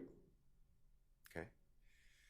You told the jury that you gave that car to your friend, and Threat is Mr. Turner. You know his last name? True? Yes? Mm-hmm. Okay. I'll take the for the court report as a yes. Is that fair? Yes. Okay. And you told the jury you gave the car to Mr. Turner the day of the killing of Donovan Thomas. From that morning to that night. Do you know what I'm talking about? January 10th, 2015. I didn't mean to say that. Okay. But that's what you said. Out of frustration. All right. Now, you also had that rental car, not only when you gave it to Mr. Turner, your friend, but you had that rental car before you gave it to Mr. Turner, obviously, right? Otherwise, you couldn't give it to him. I don't recall. And you had the rental car after you gave it to Mr. Turner, right? I don't recall. All right. Let me ask you this. Getting to the fact that the state showed you that on State's Exhibit 334Y that Jeffrey rented the Infinity from Hertz, you were there, right? I can't remember. That has nothing to do at the time of this killing, does it? That's 3 days before, right? I can't remember. And what you're telling the jury, or what the state wants you, I believe, to tell the jury, is that Jeffrey Williams rented a car. Improper questioning about what the state intended for him to do. I think it's clear. Re-ask your question. Okay. Jeffrey Williams, therefore, rents a car in his own name that's going to be used in the killing of Donovan Thomas. That's what you're telling the jury. Objection, that is speculated, that's not what he told. Rephrase your question. The rental car that's used to kill Donovan Thomas, are you telling the jury that Jeffrey Williams rented a car in his own name? I don't know what car was used to kill him. Okay. All right.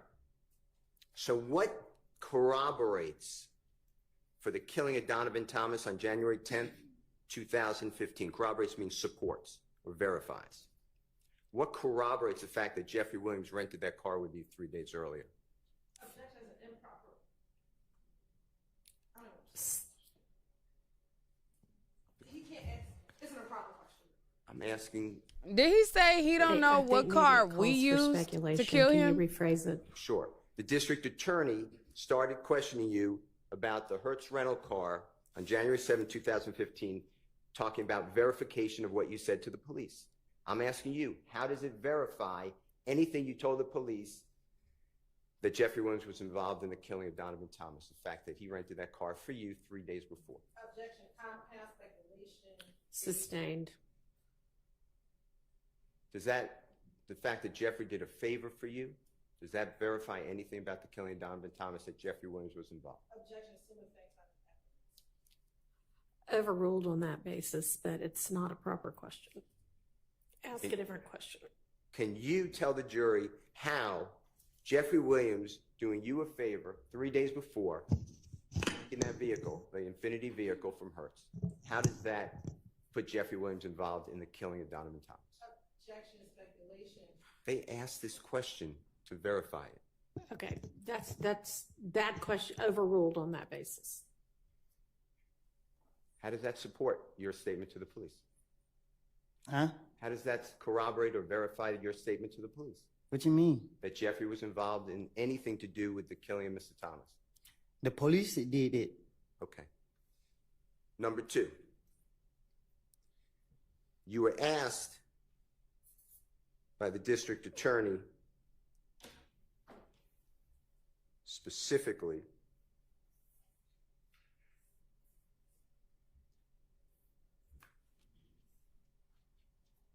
a little while ago that Jeffrey was in, that you told the police that Jeffrey, on June 10th, 2015, you told the police that Jeffrey was in the Infiniti at the Texaco gas station. Remember that question?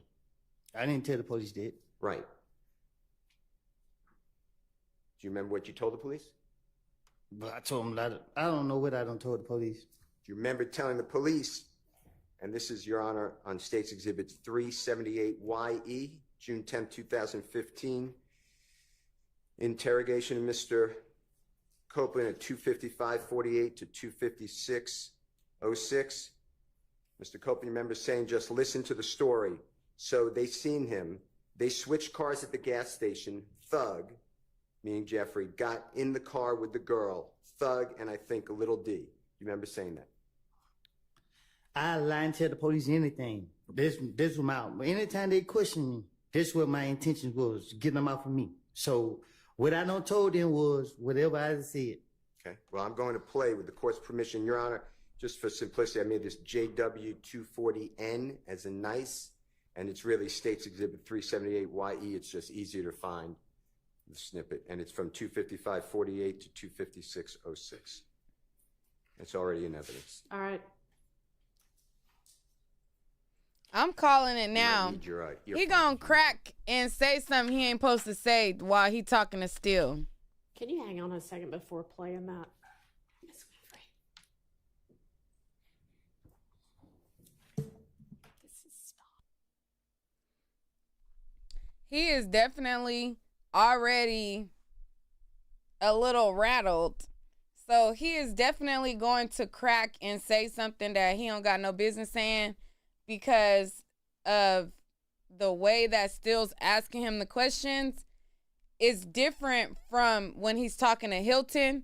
Hilton, he already got in his mind, I'm just saying, I don't recall. So now his game plan, I feel like, is going to get a little bit rattled, and he gonna end up saying something he ain't got no business saying. But let's see. I've been waiting for Cross. Okay. Finally.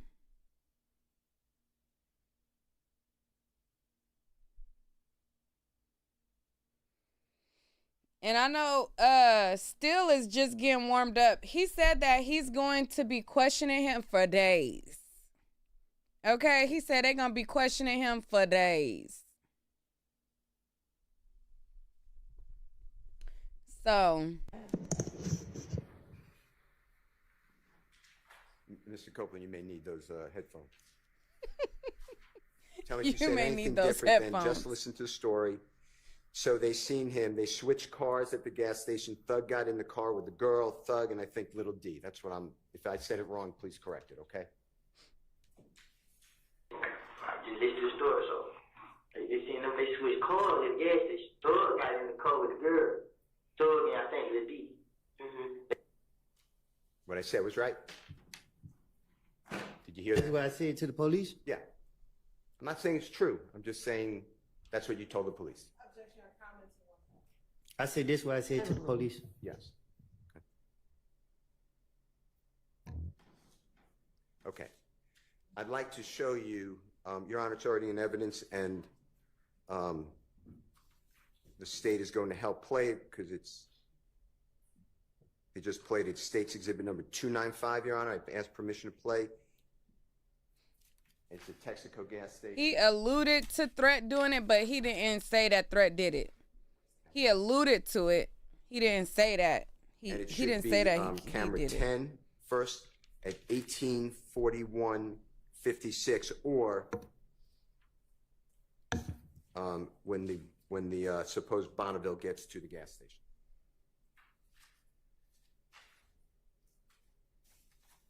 May we play, Your Honor? Let me move myself Yeah, are you asking over the here. state to do that? They are, yes. Okay, sure. Thank you.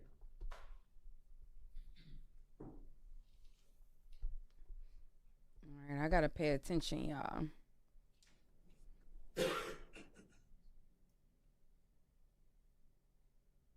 Mr. Copeland, my question to you is, during this entire video, where do you see Jeffrey Williams anywhere around this gas station getting out, switching cars, okay?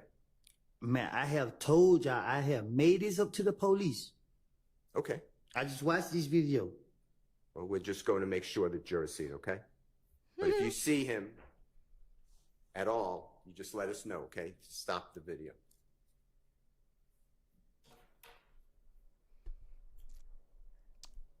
Still about to point out these contradictions and prove these lies that he lied to the detective saying.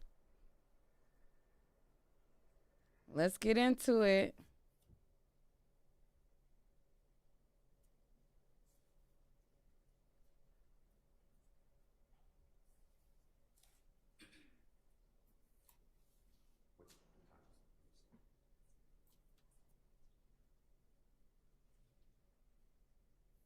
Your Honor, this started in 1841. All right, that's Yak Gotti right See that there. white car? You see the white car that that gentleman just got out of? It's walking towards us on the screen? Okay.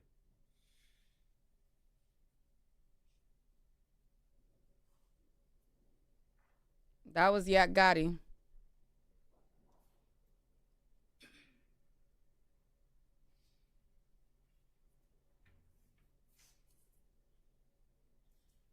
All right, let's see if Thug get out the car and get into a car with a girl.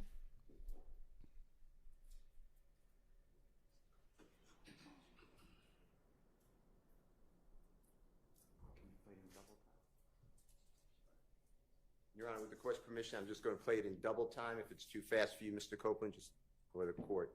Just tell the court, okay?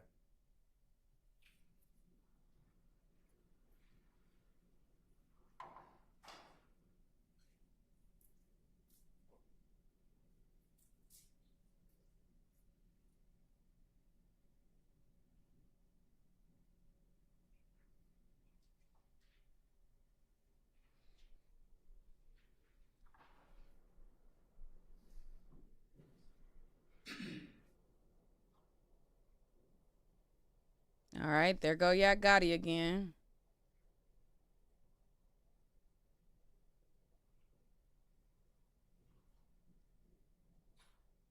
Why is that car going around in circles like that?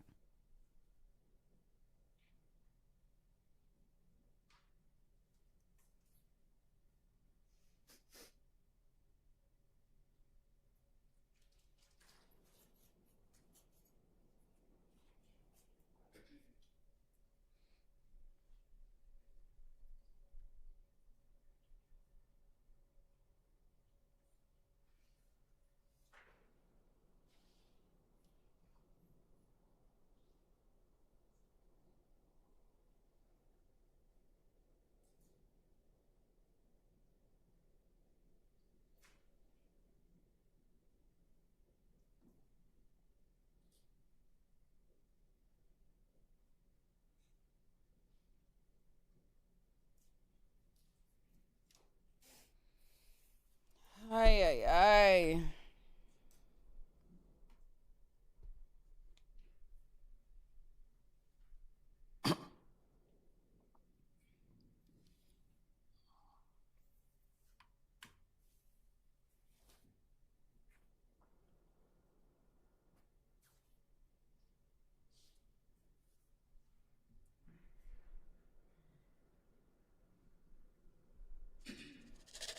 I'm eating my ice, y'all. I ain't gonna crunch it out here.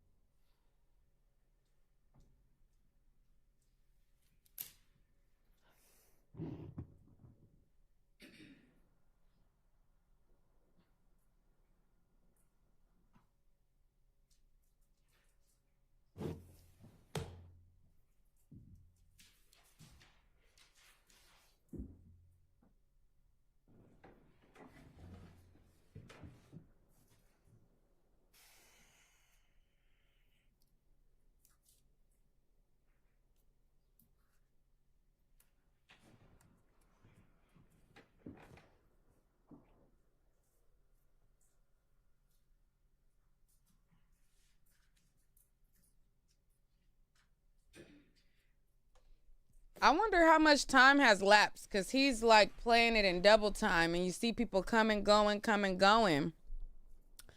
But I'm like, goddamn, how long was this car just sitting there?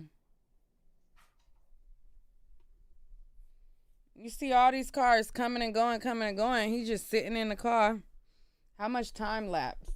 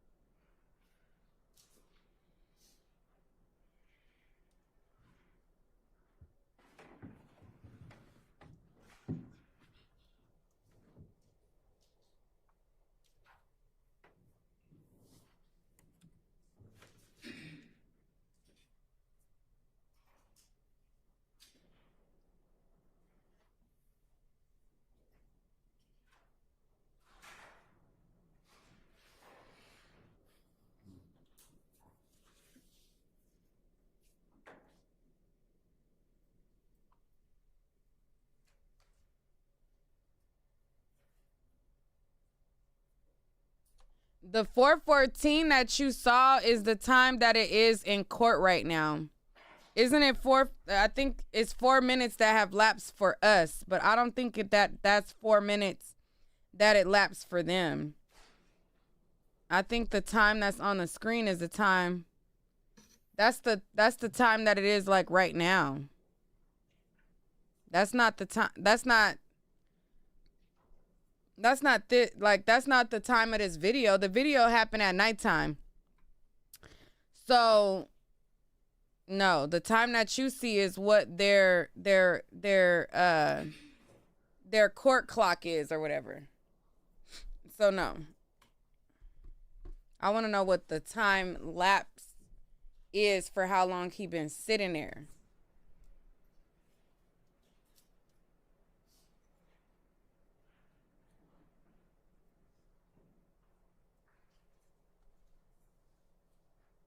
All right, somebody else just got out.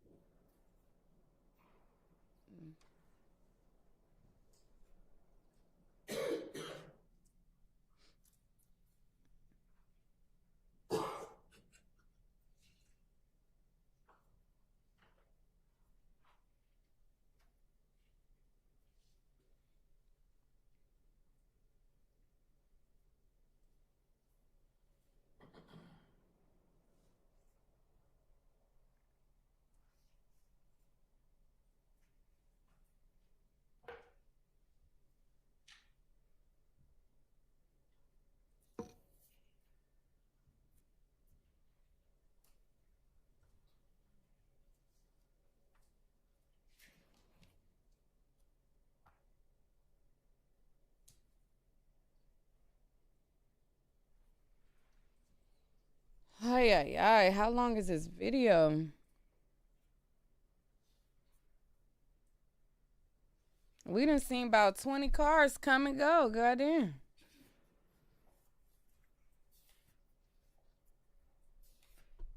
And no, Woody is not the only witness. They got like 1,000 witnesses. And Woody is not the only witness. Let me bust out my chips, because I'm about to start getting sleepy.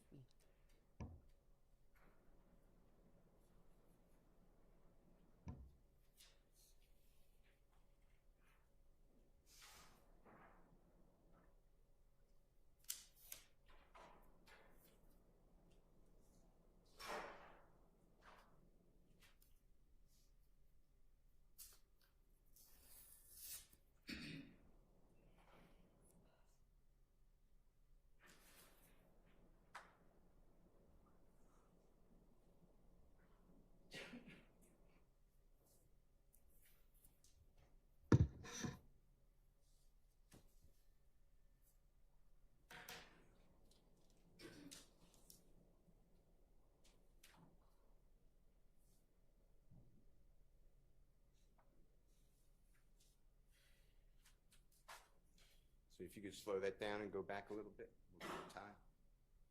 Mr. Copeland, I want you to look at the people walking and changing cars here.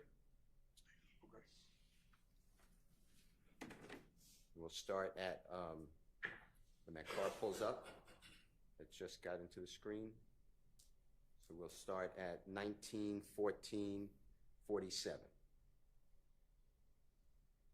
You see the new car being entered into the screen in a moment. And people exit the car.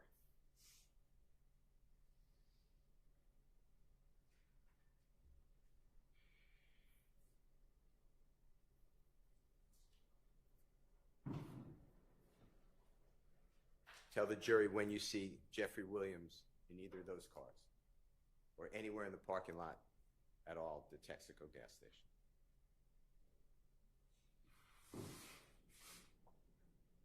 I told you I made it up.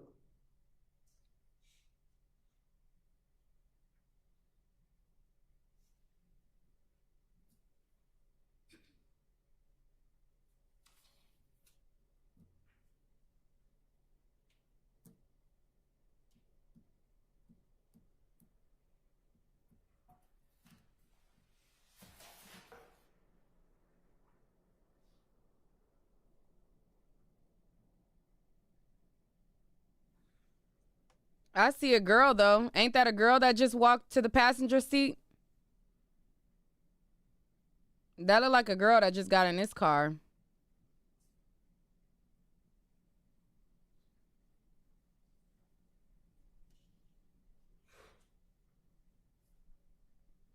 That looked like a female to me.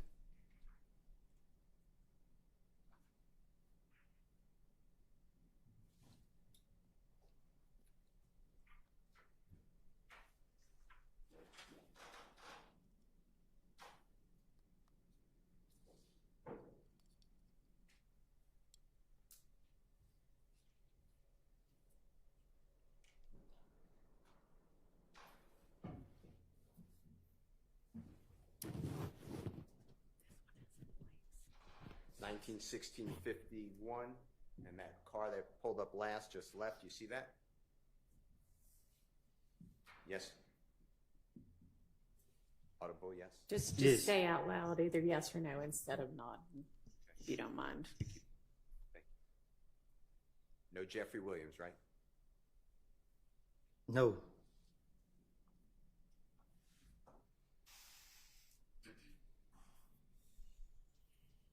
We can double speed it unless the court says no. Your Honor, we're going to double speed it unless the court says otherwise. No, go ahead. Oh, my God. Okay. And now it's 19:17:39 or 40. And Oh, it's, man. we're going to stop camera number 10. Tell the jurors whether you saw any reference or image of Jeffrey Williams during that entire clip that we just watched from January 10th, 2015 at the Texaco gas station. Like I told the state, I just told the police anything to get them out my face. So did you see Jeffrey? Then nobody in here that watched the video didn't see him. I'm going to go with the court's permission. It's already in evidence, Your Honor, same exhibit number. It's camera number 11. And there becomes an infinity vehicle, what's purported to be an infinity vehicle pull-up. Whatever, I heard what you said, so whatever vehicle you think it is. We will start at, can you get it right before the infinity pulls up, which should be at 11. Yes, this is live right now. 11:19:16, I have. Your Honor, we're starting at 11:19. Oh, that's wrong. I'm saying 11. I copied. 19:16:06. All right. Not in double time. And Mr. Copeland, if you can watch here and tell the ladies and gentlemen jury if you see anyone who resembles Mr. Jeffrey Williams. Oh.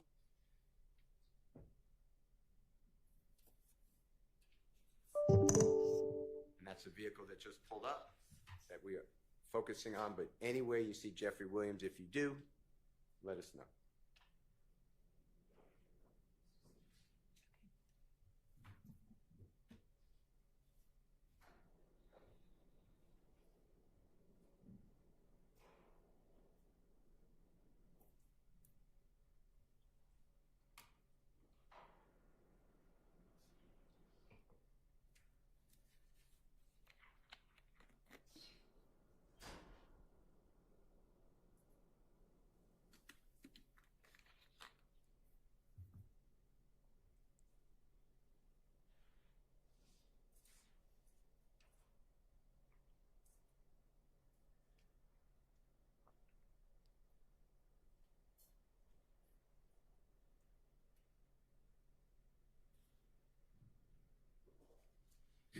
see that vehicle moving outside the screen, Mr. Copeland? The one with the long coat is Yak Gotti. Yes? Yeah. Okay. And we're going to stop it at 1917:30. And thank you so much. And I heard what you said, Mr. Copeland. You made it clear. You were adding Jeffrey Williams because that's what the police wanted to hear. Is that true? That's what they told me. Because you had an agenda. You wanted to get yourself free, right? You were in custody, right? Is that true? Right. And in order to get out of custody, go home, you knew the police wanted to hear information that Jeffrey Williams committed crime, was a big fish. Remember that? That's what they said. Yeah. The police told you they wanted Thug. Remember them telling you that? That's what they said. Before all this information about Jeffrey Williams, you remember the police telling you, we want the big fish, we want Thug. Remember that? Yeah. Do you remember the police telling you, it wasn't just local police, and that's bad enough. I'm not saying that's not serious.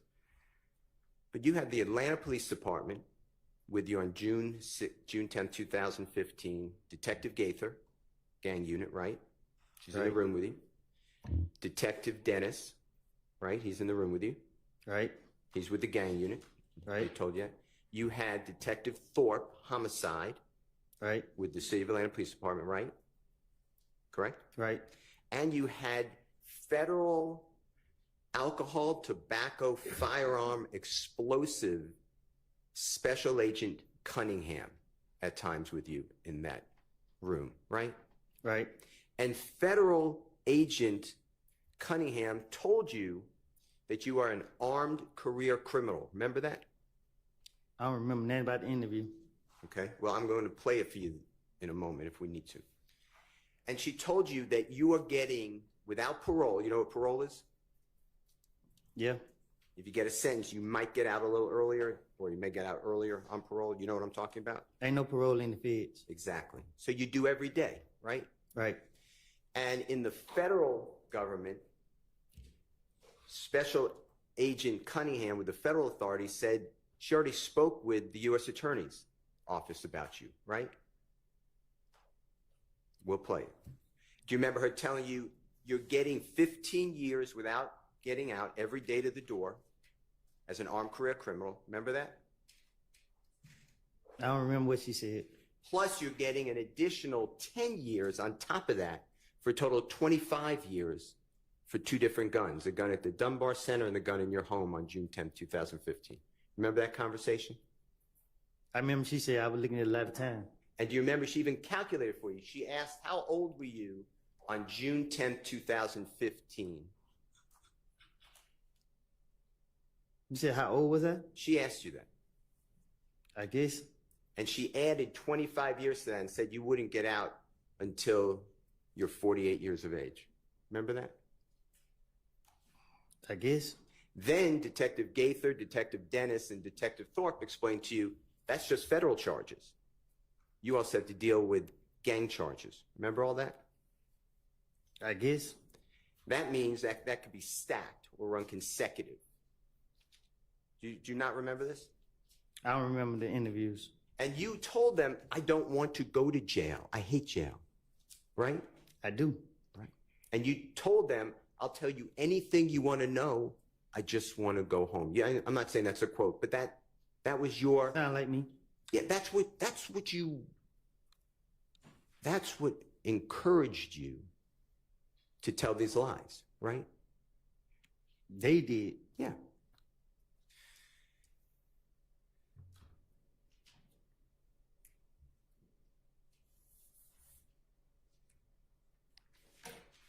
That's why when you told them that Jeffrey Williams went to the gas station and changed cars, it's not on the video because it's not true, right? I was just trying to tell them anything to get them out for me. You were making it up. For that reason. I don't remember what I told them. Okay. We just listened to it. Remember you put your earphones in? Mm-hmm. That's what you told them. That was not true, right? That's what I told the police. And the verification there should be, if you were telling the truth to the police, It should be then at the Texaco gas station, you see Jeffrey Williams changing cars, right? If you were going to be verified, right? Mm-hmm. Okay. So let's talk about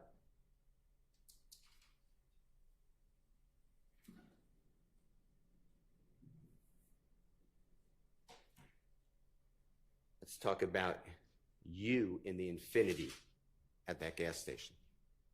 Okay?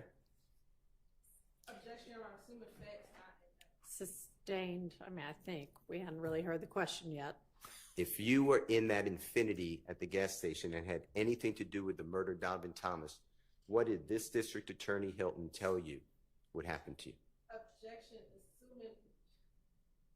assuming it's not evidence, in speculation if you were in the car. Why don't you not ask it as a compound question? Tell the jury what District Attorney Hilton told you on June 10th of 2015 if you admitted that you were involved in the killing of Donovan Thomas. Tell them what she, excuse me. Try that question Excuse me. again. I'm eating hot chips, y'all. I just got it. June 10th is the same exact date. Okay. June 10th, 2024. I see it. 2024, June 10th, a Monday. Remember meeting with your lawyer, Judge Glanville, District Attorney Hilton? Right. Yes? In this courthouse? In the judge chamber? Yeah. I wasn't there, right? Huh? I wasn't there. You wasn't where? In the judge's chambers with you, Miss Hilton, your lawyer, Judge Glanville? Ooh, this getting good. None of these, anybody here was there, right? It was Okay, just the still. people I mentioned and security. Objection, Your Honor. Let's get to the actual question. I'm sorry, y'all. Tell the jury what District Attorney I'm Hilton turning my mic told off. you would happen to you if you admitted in any way that you had anything to do with the murder of Donovan Thomas. Tell them. They gonna lock me up? So when you have this use immunity for anything you say, District Attorney Hilton told you, but you can't say that, right? Objection, Your Honor. Improper foundation. He must ask the question that I asked. That is testifying. I'm asking Mr. Copeland to Overruled. tell the jury. Tell the jury your understanding what Miss Hilton told you if you admitted to being involved in the murder of Donovan Thomas, even with use immunity. Tell what the district attorney's office would do to you. Huh? Objection is compound and a compound question. I don't think that was compound. Okay. If you admit the way you were told by Miss District Attorney Hilton, if you admit to being involved in the killing of Donovan Thomas, you get prosecuted for that, right? Objection is improper question as to what was asked. You'll have him on redirect. Overruled. Is that true? She said, if I do that, plead the fifth, I'm gonna go to jail. And when you say, if I do that or plead the fifth, if I admit to being involved in Donovan Thomas' murder, I go to jail, right?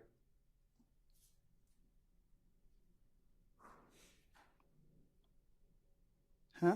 That's what she told you. That's what Miss Hilton told you. Am I correct? I didn't hear you. Okay. If you admit that you're involved in the murder of Donovan Thomas, you get prosecuted. You go to jail, right? Two things to send me to jail. One is if you admit to the murder of Donovan Thomas Let being him involved. answer the question if he's going to let us know what his understanding is. What is your understanding? Go ahead. Well, when I was talking to them, Tell the jury. I don't recall. Y'all, I don't know what's going on. Mr. Copeland, if you were to admit that you're involved in the murder of Donovan Thomas, do you go to jail? Is that your understanding through District Attorney Hilton? Can I ask the judge a question? Let's take a recess. Come on, bro. Yes. Just wait a second. Come on, bro. What? Actually, if you want to go ahead and You said I can go? step out. Yeah. Yeah. What?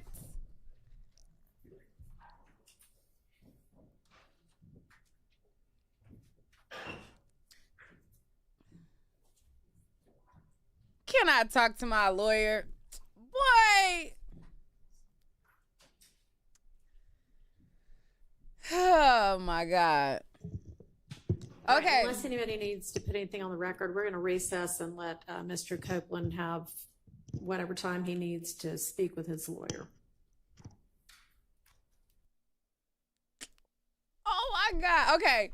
So those of you guys who have not been keeping up with the trial, basically what happened was there was an ex parte meeting and the defense was not there. So basically they had a meeting, the prosecutors and the judge had a meeting with Woody, however you want to say it. And they basically told him that he is under immunity. So they basically, like, he didn't ask for immunity. He wanted to plead the fifth and not say anything. So basically, they were like, listen, we need him to talk. We need him to talk, so we're going to give him immunity. So they gave him immunity. And so while he was in the chambers with the judge, he was basically trying to figure out what would get him locked up. And so one of the things that they said would get him locked up is if he says that he had involvement with the murder of Donovan Thomas, and if he lied and they can prove that he lied. So basically they told Brian Steele that he was not able to ask, like, I think they told him like he couldn't ask what the judge said, or he couldn't like implicate the judge as like being shady or whatever like that, but he could ask him what Miss Hilton said or whatever. So they don't want it to look like they shady to the jury, so they don't want him to be implicating like they doing shady business.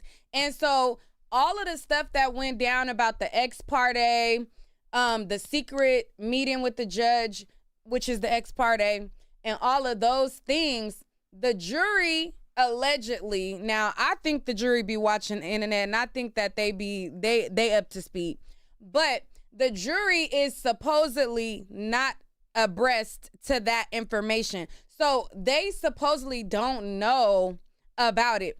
So what Brian Steele is trying to let them know is that it was some shady business in the court. It was some shady business in the judge's chamber. And they was getting him to cooperate under shady means. If he was to tell y'all that he killed Donovan Thomas, they say they not gonna prosecute him. Okay? And so, boom, he trying to get them to see what's going on. But quiet as it's kept, I think that they already know what's going on. I think that the jury, they watch Shade Room, they watch The Neighborhood Talk, they watch all of these blogs, and it's literally impossible not to know about these things. And what really let me know that the judges and stuff like that is like on some funny business was when they came back from break after all of this stuff went down. They came back from break and they were off for, I want to say they were off for like almost a month or 2 months or something like that, in the midst of them going through, like, you know, the recusal of the judge, the ex parte, all of that stuff, finding a new judge, all of that stuff. All of that stuff was, number one, like you said, on TikTok. It was on TikTok. It was on the news. It was on the Shade Room. It was on the Neighborhood Talk. It was literally everywhere. And when they came back to court, the judge did not even ask if they are privy to the information. The judge didn't even say like, hey, I just want to know, like, did any of you guys see anything that happened with the case in the last 2 months to get their opinion or their understanding if they was up to speed on what was going on. The judge didn't even pry or ask them had they been privy to anything in the last 2 months. And literally, it's no way that they couldn't have seen nothing. Literally, no way. If you're a normal human, you're on social media, even if you're on Facebook, whatever, you would have seen something. All the judge basically said was, it was something along the lines of like, are you able to be fair going forward? Or something like that. Like, are you able to, I forget the exact verbiage, but it was something along the lines of like, no. What happened? It was something like, oh, if you're not going to be able to be fair going forward, stand up or something like that. It was like something, it was worded some kind of stupid way. It was something like, oh, if you're not going to be fair, then stand up. So let me see. And so it would have made them be like an outcast. Like, who really going to stand up and be like, oh, me, single they self out. Child. But they didn't even ask them, had they been watching the trial? Had they been up to speed? Like, I feel like something of this magnitude, that should have been asked of each juror. And it wasn't. So anyways, it's time for me to go get some more ice.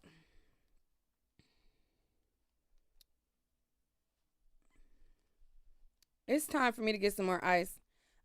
You said she tells them to refrain from getting information outside the courtroom. I'm aware of that. I'm talking about when the judge got recused and then they had a new judge. And then the jury came back for the first day and they're like, oh my God, look, there's a whole new judge. The judge did not ask them had they seen any of the stuff that went down in the 2 months that they were off.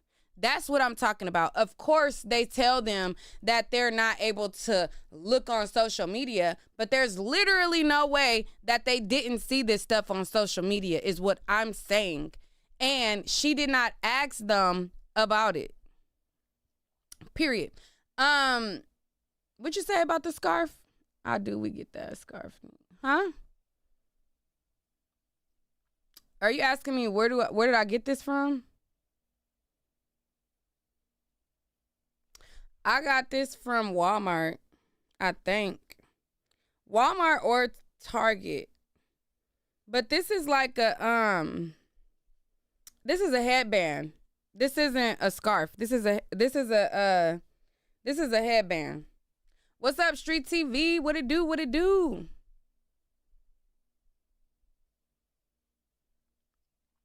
Yeah, this is a headband, not a scarf.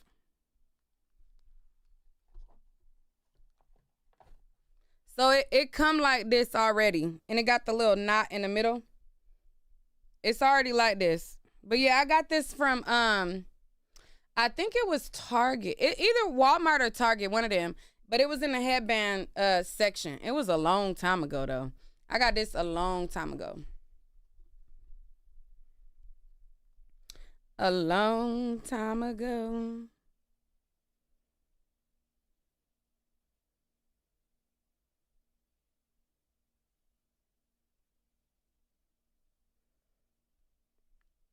Mariah Carey confirms her mom, Patricia, and her sister, Allison, both died on the same day over the weekend. That's crazy.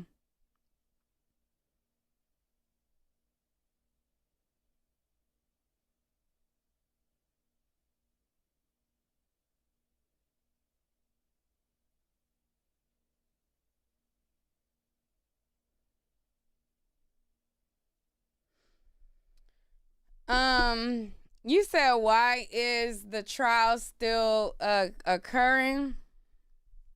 Because they want to get them. They want to convict them. Okay, they want to convict them. That's what it say. Hold on, let me look it up. All right, let me show y'all what I'm talking about. And they could mean like the same day, different year. But I don't know. Let me pull it up.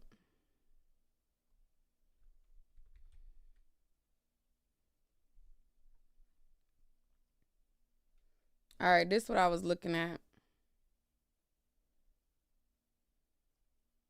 All right, it says, hold on. Oops.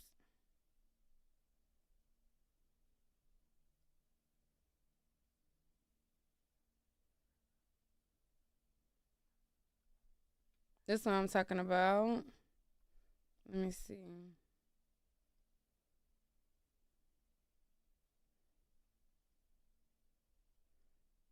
Let's read this part over here. It says, in a statement to People magazine, Mariah Carey confirmed that Mariah Carey's mom, Patricia, and sister Allison died on the same day over the weekend. My heart is broken that I've lost my mother this past weekend.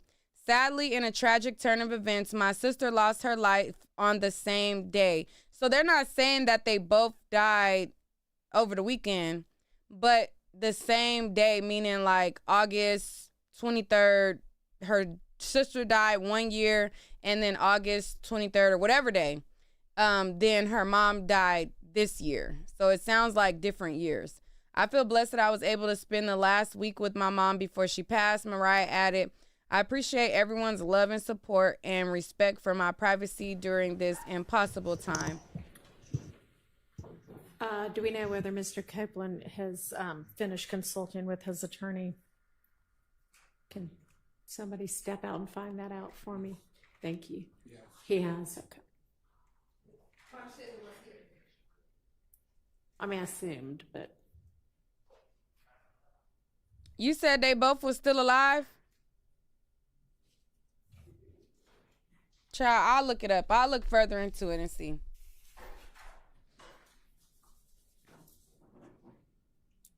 I see his attorney. I don't see Mr. Copeland. We're ready for Mr. Copeland.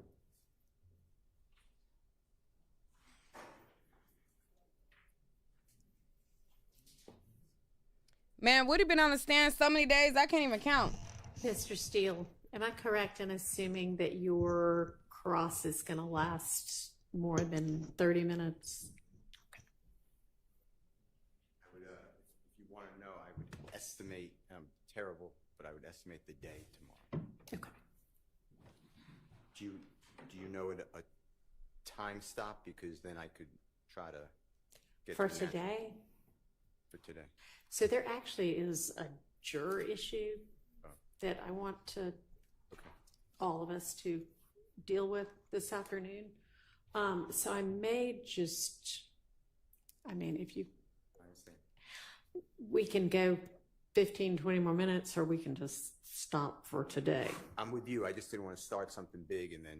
Yeah. So if you have something that's, 5 more minutes before you move to the next topic, great. If you think this itself is going to last another 40 minutes, I may just say, let's break and deal with our other issue. But I don't know. So I appreciate it. This will take a while. So okay. More than 10, 15 minutes. Okay. All right. Let's get the jury out.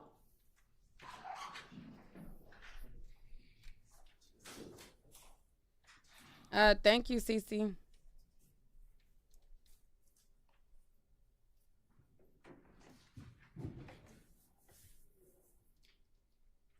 How tall is Lil Woody? Is he like 5'5", 5'4", 5'1"? How tall is he? I have no idea. I don't know why it says that message. I don't know what. Oh, thank you, Street TV. Y'all over here trying to have me blushing and all that.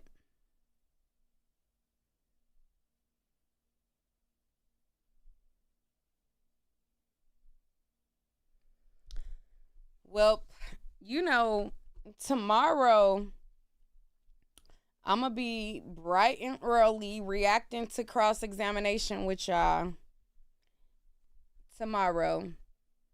But I think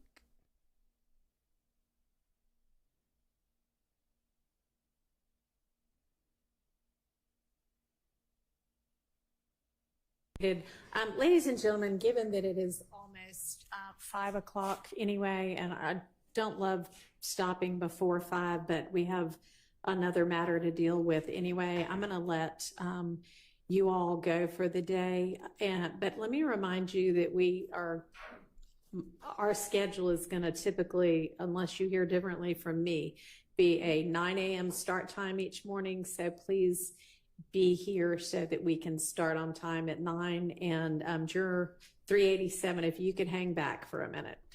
And the rest of y'all are excused, and I'll see y'all in the morning. I'm going to remind y'all, do not talk to anybody about this case. Let anybody talk to you about this case. Don't look at any kind of media, social media, any kind of accounts whatsoever about the case or about anybody involved in it. And don't try to find out information from anybody or any place other than the confines of this courtroom. So I'll see y'all in the morning. Thank you. 387, if you can stick with us. I can go. You can go. We'll see you back at 9 a.m. as well. Yeah, nice day. Woody is funny.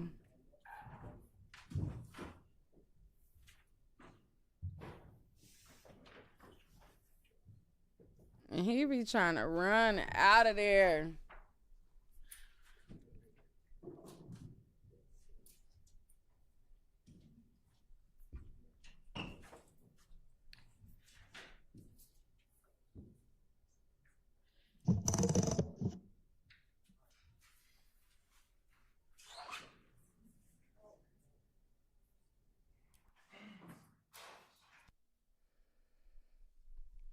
You said Woody ain't coming back. That's funny. All right, and for the media, this part's going to concern kind of the juror's personal life, so I'm kind of done too. We won't talk about. Ah, boo. Ah, whack. So we ain't gonna be able to hear whatever.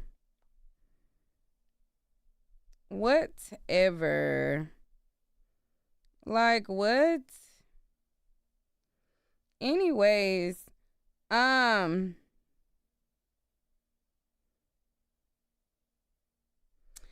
whack. I want to be nosy and I want to know what the heck going on. What's the issue? All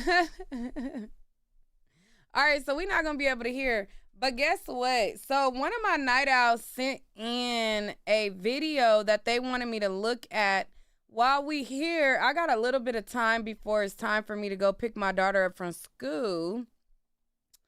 So let me go to my DM to see what it is that she wanted me to look at. Hold on, let me hear what she said. Look at what I just sent you. Okay, all right.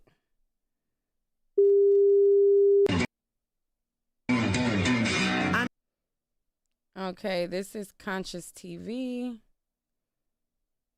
All right, hold on. So, I guess this is supposed to be Nicki Minaj, hubby interrogation from 1994. So this is a Conscious TV exclusive. So let me see what this is.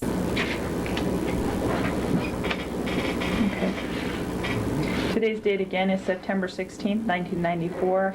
The time is approximately 8:51 p.m. We are in the 106 precinct on the second floor in Queens County.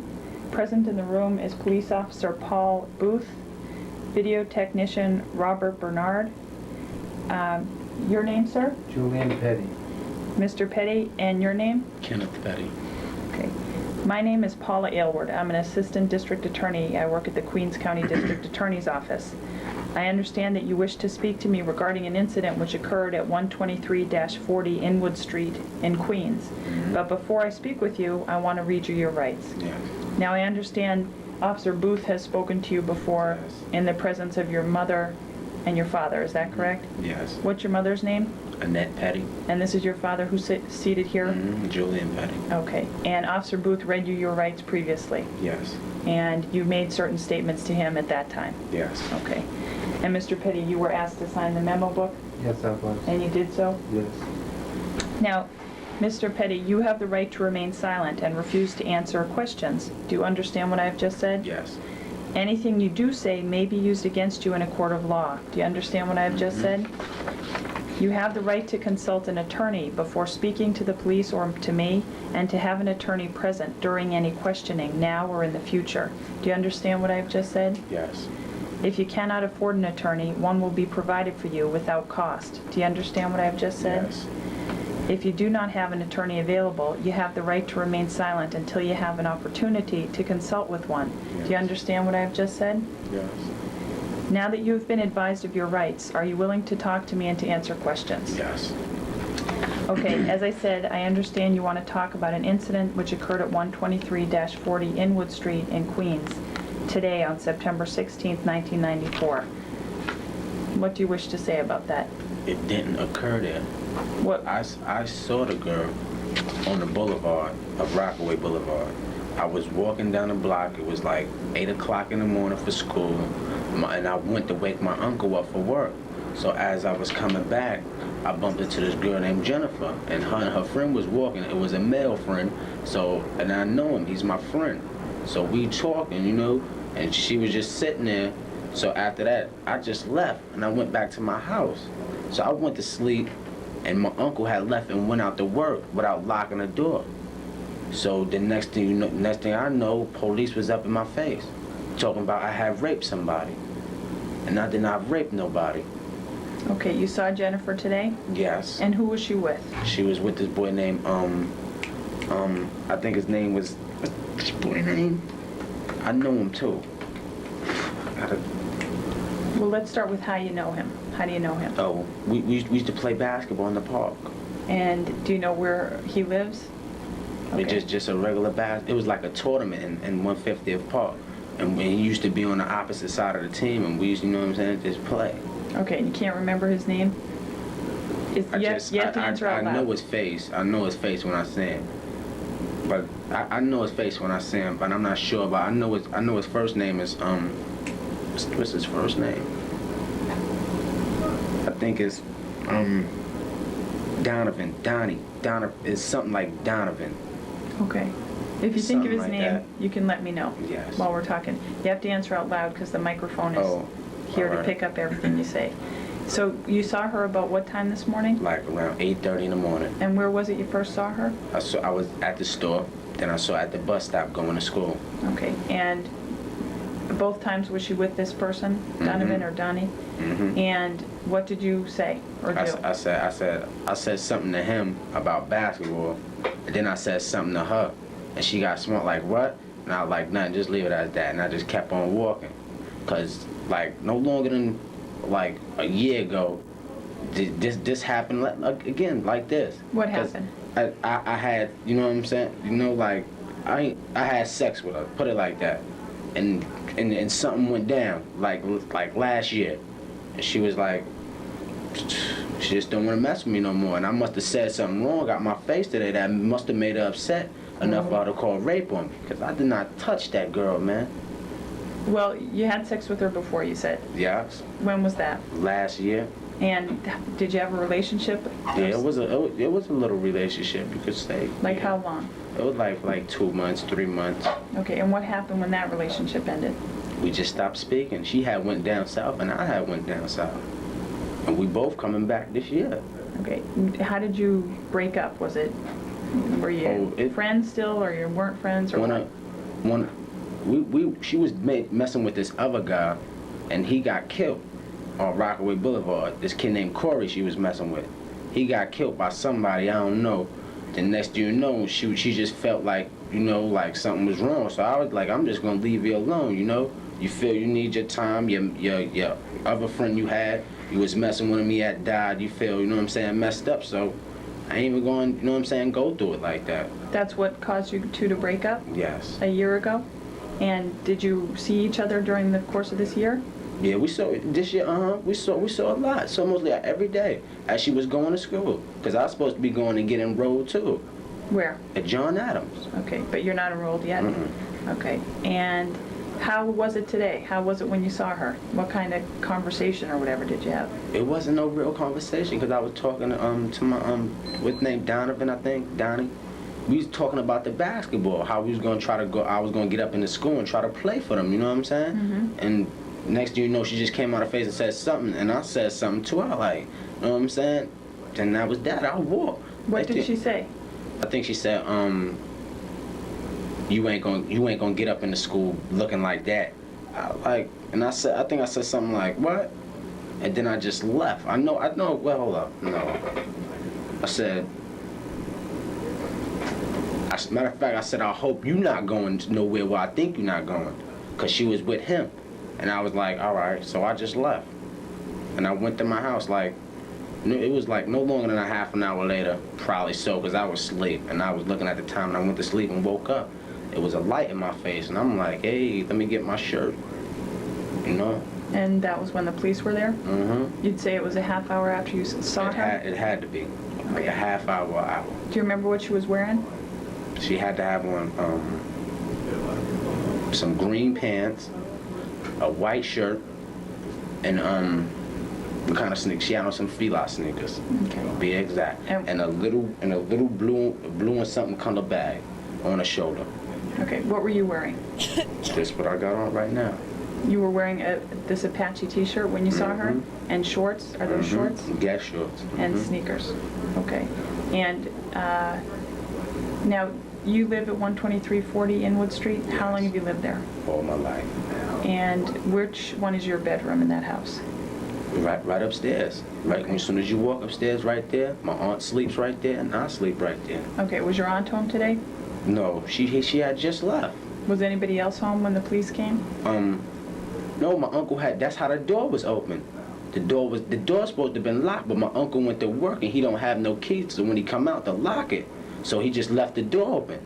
You can even ask him. Nobody was in that house. Okay, and he left the door open when he left. Yeah. Okay, and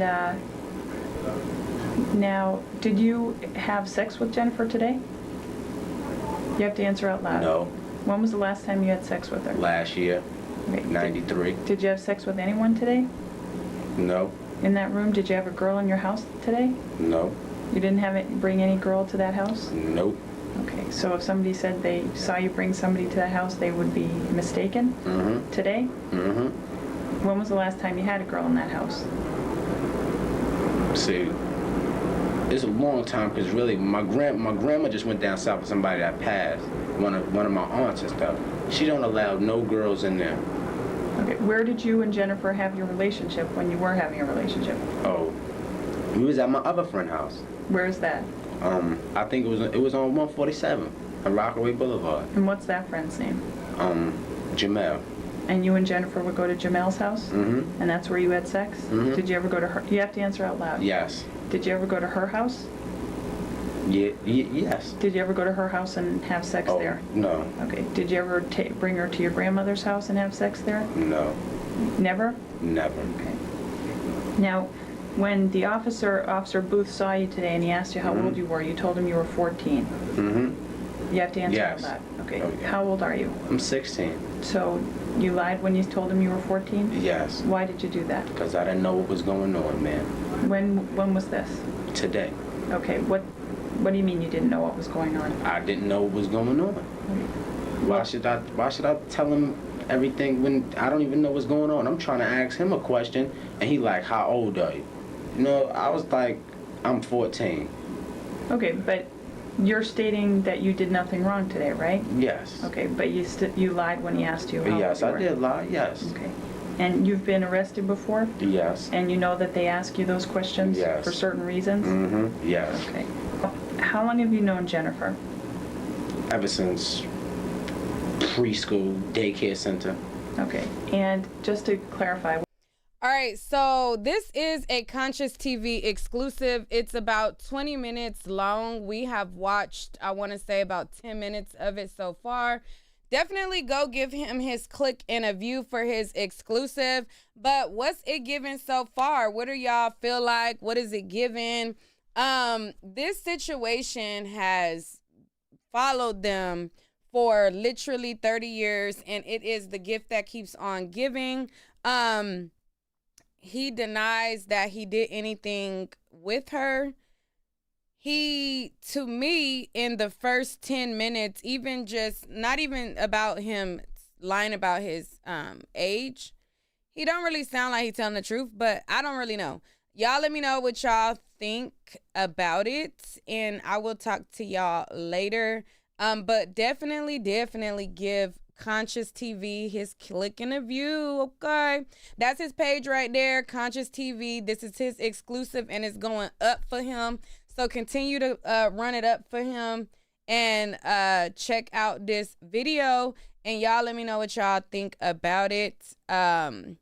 Yes, his answers were very evasive, and he does not sound like he is telling the truth. Somebody said questioning kids alone is wild. His father is in the room, so he is not being questioned alone. His dad, they showed his dad first, and his dad was named Julian. And then they said that the mother had also been questioned with him as well. So he's not alone in the room to the person who said that in the chat. But alrighty.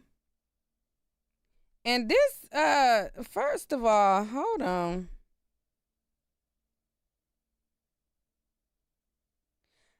I got this Amazon delivery, Amazon key delivery. They just opened my garage and delivered a package. However, I'm gonna have to contact somebody because I did not set up this particular package to be delivered in my garage. Y'all not just about to be delivering any old thing into my garage all willy-nilly like that. Like, that's not what we about to do. But yeah. So I would never consent to my son getting interrogated by the cops without any attorney present. Never. Right. Definitely not. Definitely. But all right, y'all, we out. Peace.